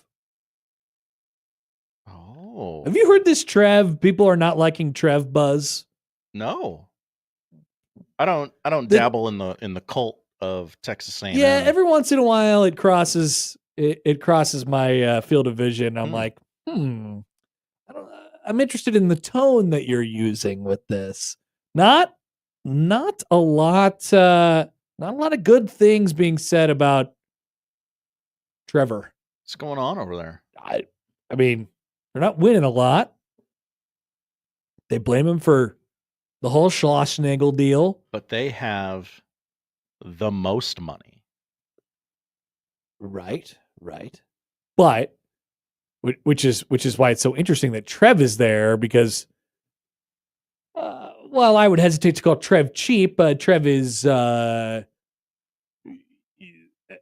more polite person might call Trev economical. It's not go spending this money willy-nilly, folks. 100%. Which that's very Nebraskan of him. That's very Nebraskan of him. Save it for a rainy day. We don't want to show people that we're rich. Okay. Don't want to flaunt it. You don't need to flaunt it. Don't need to flaunt it. And he doesn't. And so sometimes you lose your baseball coach to Texas, which is your most bitter rival. And then you just hire the assistant coach who's never really been a head coach before. And people are like, I don't love that. I don't love that. And then you bow out early in the NCAA tournament. And then your football season kind of fizzles out at the end. And you lose to your biggest rival. It's been a little bit, I don't know. It's just been a little bit rocky for Trev lately at Texas A&M. I'm going to keep an eye on that one. Got my eye on you over there. And then you got your basketball coach who apparently is trying to do everything he possibly can to not be there anymore. So much as to say that his agent is telling people, hey, if Maryland opens up, you got to consider my guy down there. He wants out. Bad. He'll do it. I mean, Kevin Willard is, just to update you on this whole Kevin Willard saga. Last night, Maryland gets eliminated from the NCAA tournament. They get beat by Florida. He's out. Season's over. And the expectation from everybody has been this week, Villanova is just going to announce the hire the second they get eliminated from the NCAA tournament. People ask him after the game. They're like, hey, what are you going to do? And he goes, I don't know. My agent's really got, all that stuff. We'll kind of figure that out. Whatever. And we still have nothing left. Or nothing from the Kevin Willard situation as of this moment. Nothing, no news as of this moment. But it is my expectation that he does end up at Villanova still. Right? That's still the vibe I get. I think that's everyone's. Does that make Maryland a good job? What a great sports radio question. Is Maryland basketball? Is that really a good sports radio question? Is Maryland basketball a good job? I mean, yeah, quite obviously, yes, right? Probably. It has some history. Yeah. It has some money. Yeah. It's in one of the more ballyhooed conferences in America today. But are people going to start running from the Big Ten and the SEC? Basketball coaches are going to start running from the Big Ten and the SEC. Number one, because they're too good and they're too well coached, most importantly. But secondly, the Big East. They get to spend more money. It's true. Apparently. I'm not certain about any of that, by the way. I know we talked about it for like 20 minutes yesterday, but I'm not I'm not convinced that the Big Ten and the SEC are gonna get their way on this, somehow. So I don't know. I think it's a pretty good job for the record. And Checks a lot of boxes. Kevin Willard has definitely been in the news lately for bless you the things that he has been saying. That's for sure. And he says a lot of things. Not Not always the things you ask him. Matthew writes in. Hi, Matthew. Trev is fiscally conservative. Fiscally conservative. That's right. Indeed. I think the allergies are starting to hit at this point. Oh, great. A third allergy victim has. Oh, I get them bad hit the every year. zone. I'm really okay. I mean, I haven't felt good in a week, but the sneezes are coming. Josh. We'll get you. I mean, we got half hour left of this show. Yeah, great thing is when I go home for the weekend, I'll definitely won't feel worse. Oh, yeah. Yeah. No, not at all. You're going to be watching Hoop this weekend and nothing else. Just would like to bring this to your guys' attention here on a Friday. Remember Mel Tucker? I do remember Mel Tucker, yes. So Mel Tucker was the coach of football. He was also the coach of football at Colorado. He was the coach of football at Michigan State. That's right.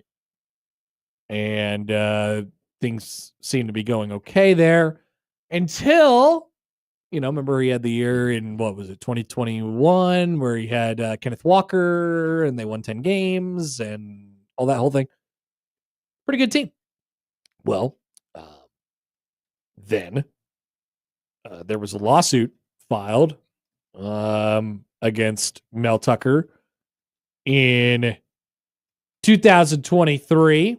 Brenda Tracy, who has a long time been an advocate for anti-sexual harassment, whether sexual assaults, all those things. Mm-hmm.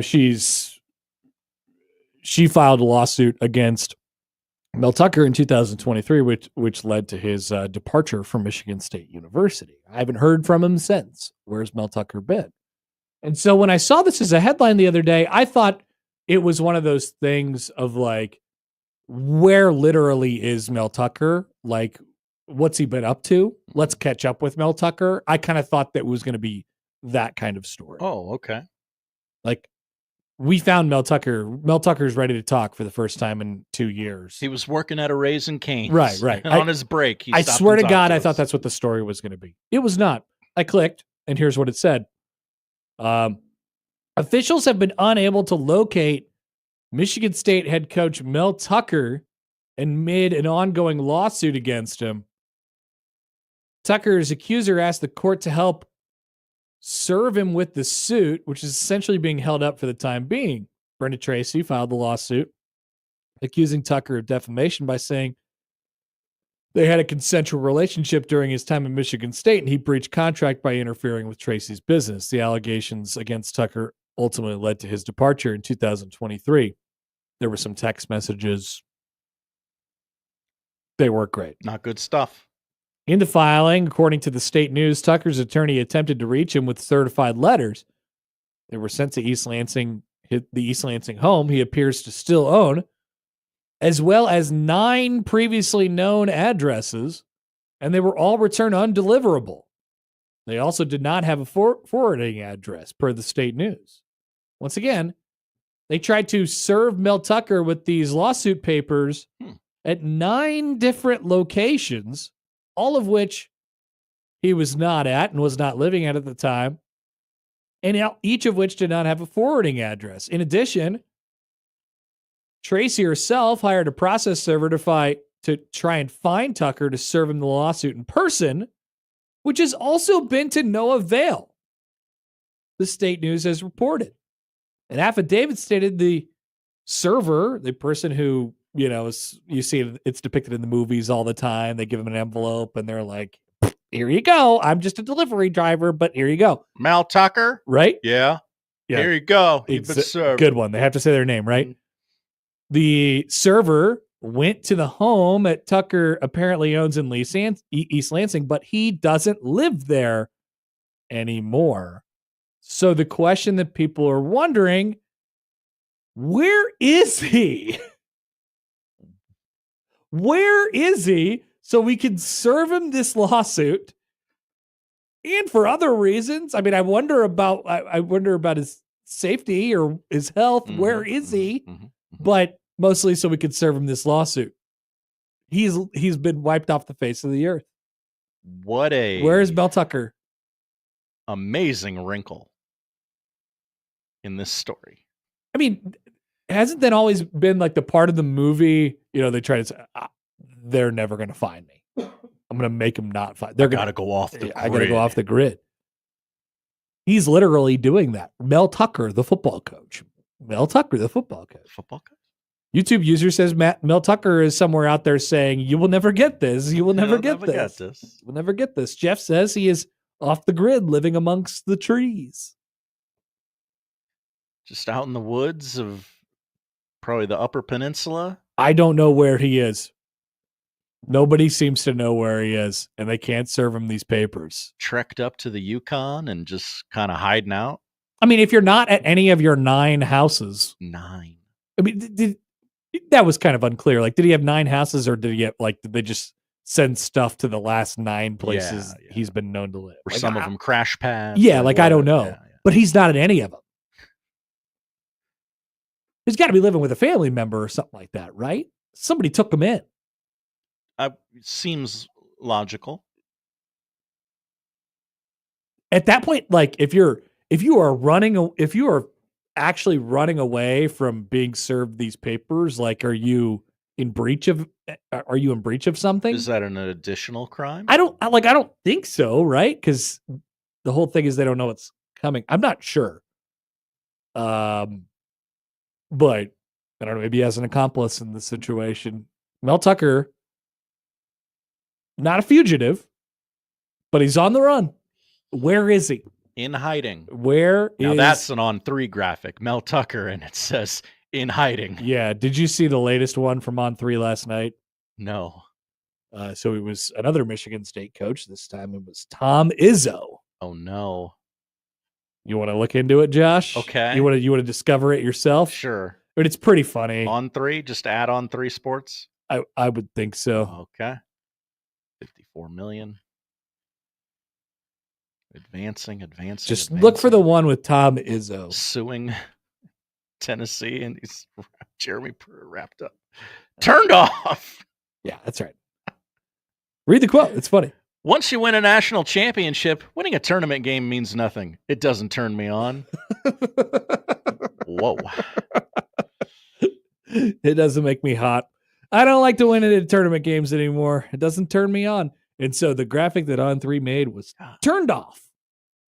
He's turned off by winning tournament. He's not saying he's being turned off by winning tournament games. He's just saying he doesn't get turned on by it. There's a difference. Of course there's a difference. Tom Izzo has to win 4 tournament games before he really starts to feel something down there. Exactly. That's what he's saying. Yeah. He's not saying he gets turned off by winning tournament games. So I would call this graphic embellishment. San Antonio is for lovers. Am I right, Tom? That's exactly right. Bullet Point Bob writes in. Hi, BPB. Where do we think Mel Tucker is? If you know where Mel Tucker is, speak up. You might get a reward. Tucker is using a loophole in the address system by living on a territory as opposed to a residence. It's pretty okay. All right. He's staying somewhere, and I know that's what Bullet Point Bob is saying. And I don't know that I want to read it, but it's It's interesting. It's interesting. Is he with Nick Saban? Jeff wonders. Is he staying with Dion in Colorado? Is he at Nick Saban's Airbnb? Yeah. Where you can't check in until 3:00 sharp. Could be anywhere.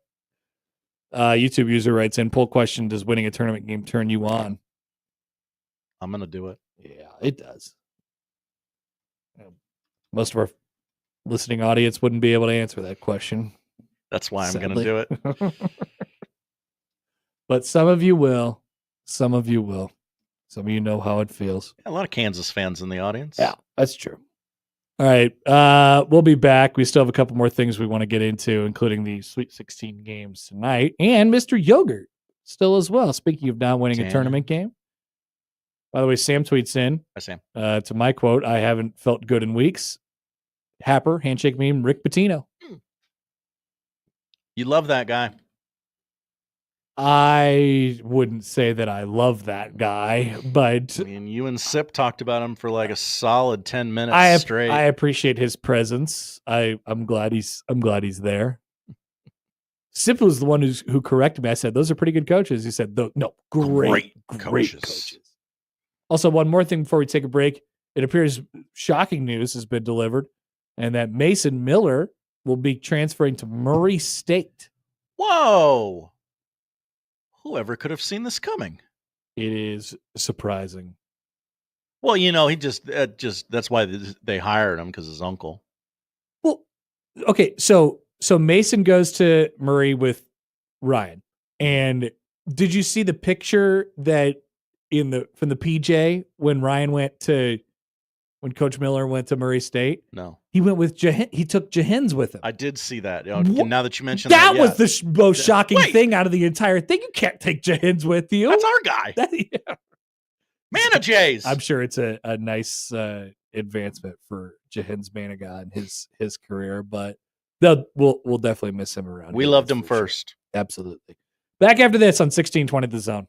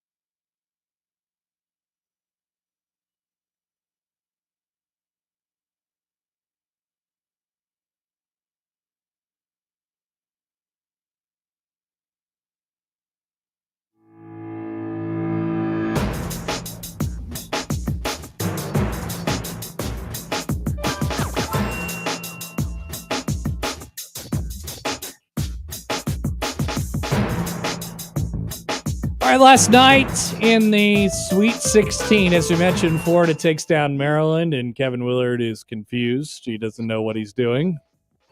Duke beats Arizona. What a fun night. We got the really, really good Caleb Love last night. I told you, Caleb Love still hates Duke. And man, that dude can get shots up. He's going to get some shots up. Also, that game was Arizona's trying to mount this comeback, and there were things that were being called fouls that I'm like, what is going on in this game? Even on the broadcast, they were like, guys. These are not fouls. Alabama makes 25 threes to beat BYU. And Texas Tech comes back to force overtime and wins it against Arkansas, who I was frankly very annoyed that they were in the position that they were. I'm like, are you serious? These guys are going to go to the Elite Eight. I don't know. Like, I'm usually very pro 10 seeds going to the Elite Eight, but not if they're from the greatest conference of all time. Right. So I'm glad Texas Tech won because I thought they were the better team all year anyway. And they got it done in overtime, 85-83 last night. On to tonight in the Sweet 16, the two sites being utilized, Atlanta and Indianapolis. Ole Miss and Michigan State, or probably a couple there of Steve Sipple's favorite two coaches in America. Ooh. That is the first game tonight. God, this ad is right in the middle of the page. 6:09 tonight on CBS. Tennessee and Kentucky at 6:39. That is from Indianapolis. Remember, they'll be playing this at Lucas Oil Stadium. Michigan and Auburn in the 8:39 game, and Purdue and Houston in the 9:09 game. That would be 10:09 Indianapolis time for the record. Makes sense. 10:09 to start off for Purdue and Houston this evening. So I said it going into this round of games, like, just because we didn't get a good first two round of tournament games, a round of 64 and a round of 32, that people didn't feel like it was up to snuff. And then some people, of course, said, oh, this is murdering college basketball and we're all doomed and canceled after this. I told people, and they're like, oh, well, doesn't matter. We'll have a banger of a second weekend. I'm not convinced we will, Josh. One good game. Not convinced we will. One game that got good late. Right. Didn't love it last night. Has there been, like, what would be the nominee for the game of the tournament so far? And does it have to be the Maryland-Colorado State game just because it ended in a buzzer beater? I don't know that was the game of the tournament so far. That would you say like, UConn, Florida? UConn, Florida was probably right up there. I mean, I'm talking about two really good teams who, was pretty close all the way, and they kind of went blow for blow, big shot for big shot. Like, that's what I think of when I think of March Madness. And those just have been few and far between, I think, so far in this tournament. And honestly, we're looking at, 7.5, 8.5, 9.5 point favorites again tonight. I think Michigan State could probably lose to Ole Miss. Obviously, that Kentucky-Tennessee game is a toss-up.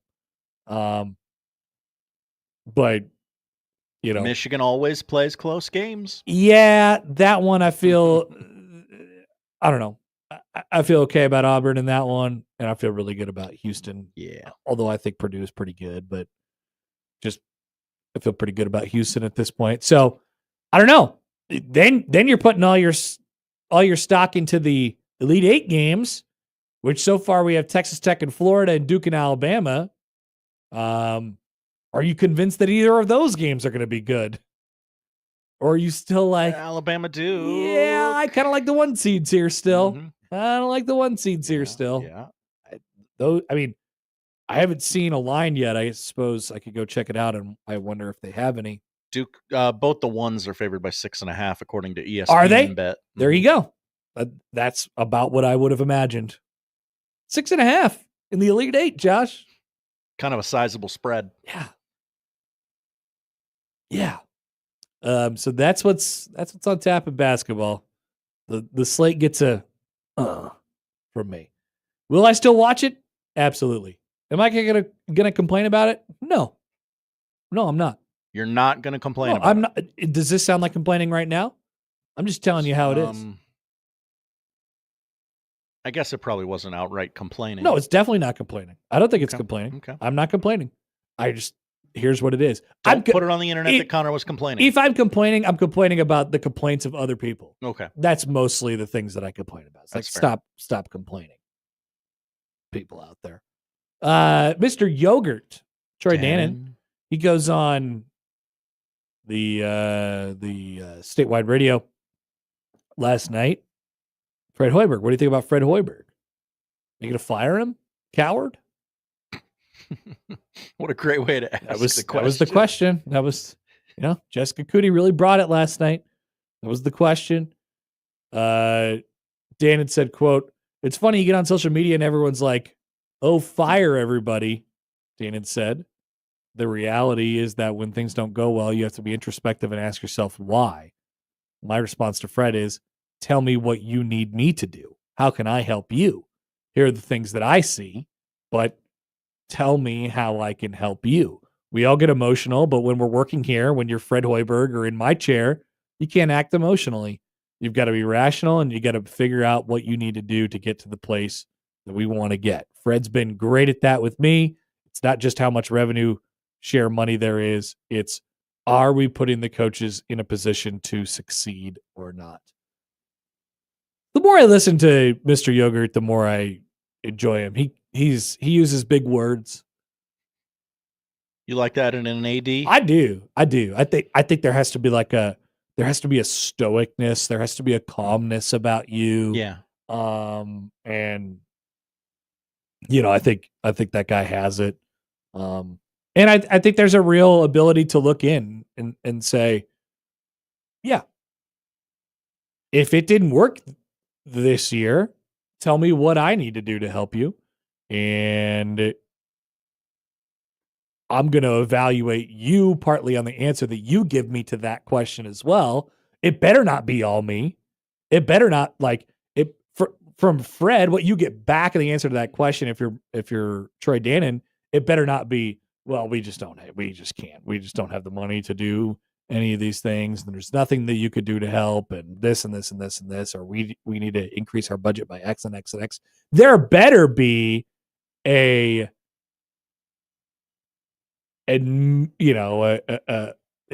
sort of a retrospective, like, oh, here's what I could have done better as well. Like, that's how those conversations want them to go. If you're the coach or if you're the athletic director after the season ends. If you're the coach, you want to feel like you're supported, and you also want to feel like, oh, I have a plan that I could easily implement and put in place to get this thing right. If you're the athletic director, you want to help support the coaches any way you can, and you also want to hear from the coach, I got a plan. I know what we could do going on after this. I continue to like what I hear from the Yogurt Man, no doubt about it. I even got a couple tweets from the Husker Hoops headquarters guys this morning. I like this. I'm drinking the yogurt right now. Are you drinking the yogurt? People are drinking the yogurt right now, Josh. Yeah, there's a lot of yogurt out there, and I think yogurt, as we go into the summer, I mean, this is an important moment for everybody in college athletics, but we now I think have a good understanding of what Troy Dannon's all about, and we could kind of predict his movements, right, and things that he'll say or how he will react to things. And I think you look at it and you feel comfortable, and when all the changes go into effect this summer, you'll be like, yeah, I'm all right with that guy being at the helm. Whatever tough decision that needs to be made, I would think he'll be kind of on top of it. It's an important moment. He took that time and got a lay of the land, and now he's kind of on, not the attack, but like, hey, no, I'm the guy. I got this. Allison Lincoln says, poll question, do you drink yogurt? That probably doesn't need to be a poll question. Yeah. You don't drink yogurt. You don't. You eat yogurt. Mm-hmm. Are you drinking the Kool-Aid? Drinking the yogurt? Yeah. Jeff writes in. Hi, Jeff. Since we're talking Nebraska ball, cue some Nebraska ball joke from Josh. Yeah, Josh. What sarcastic thing do you have to say about that program? Come on. Better come up with something. Crown him. Nice. Did you see the crown? It was unveiled on breakfast balls this morning. As you know, I am a devotee of breakfast balls, and I saw it, of course. I do love a breakfast ball. When I am out on the golf course, I require a breakfast ball 65% of the time. Whoa. I need a breakfast ball. That first drive, that ain't going nowhere where I want it to go. Nowhere near where I want it to go. And so you look at the rest of the people in your foursome, and you're like, "We doing breakfast balls, right?" Everybody says yes. We're doing breakfast balls. That's what I'm talking about. That's how I want to start off my round of golf. I'll probably play golf soon, Josh. I don't know. I might play golf today. Great day. Lovely outside. Poll question up at Happer Show. When you're on the golf course, do you require a breakfast ball 65% of the time? Okay. That'll be good. I'll be interested to get those results. Mm-hmm. Jeremy writes in. Hi, Jeremy. Dannon, the yogurt company, does have a drinkable yogurt on the go. Go-gurt? They do. They Dannon. got the smoothies. They're yogurt smoothies. My kid gets them. I never got into yogurt. Did you have to be into yogurt at a young age to really be a yogurt guy? I don't think so, but he's it's cotton candy flavored, then I gotta get it. Oh, so he's like you. No. That's you. I will not put anything that is cotton candy near my fat face. Really? Yeah. That's surprising. If he's got some cotton candy, yeah, I'll pluck a strand and have some cotton candy, but not like, ooh, cotton candy donut, ooh, cotton candy bubble gum. Cotton candy donut. God, geez, no. Yeah. Absolutely That's not. disgusting. That is horrifying. Why can't we just let a donut be a donut? John emails in. Hi, John. Subject line, yogurt. You don't drink yogurt, but as a new father, you will learn your child will drink a Go-Gurt.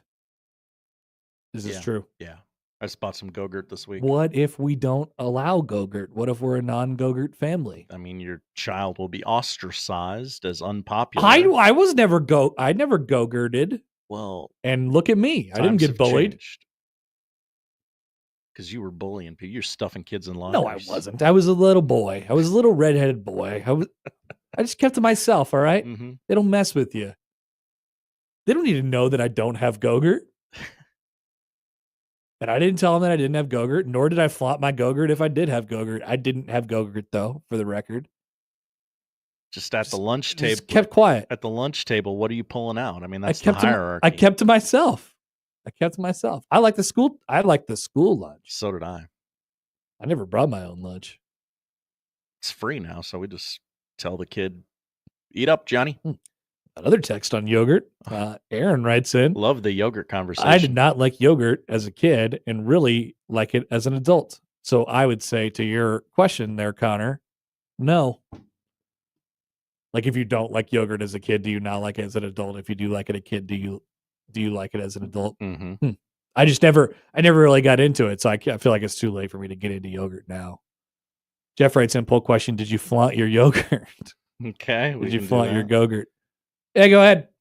Put that up, late poll question at Happer Show on the J Tech Construction Zone Twitter feed. Speaking of those, we will get to those, the responses that you all had today, and we'll tell you what to watch when we return on a Friday on 1620 The Zone.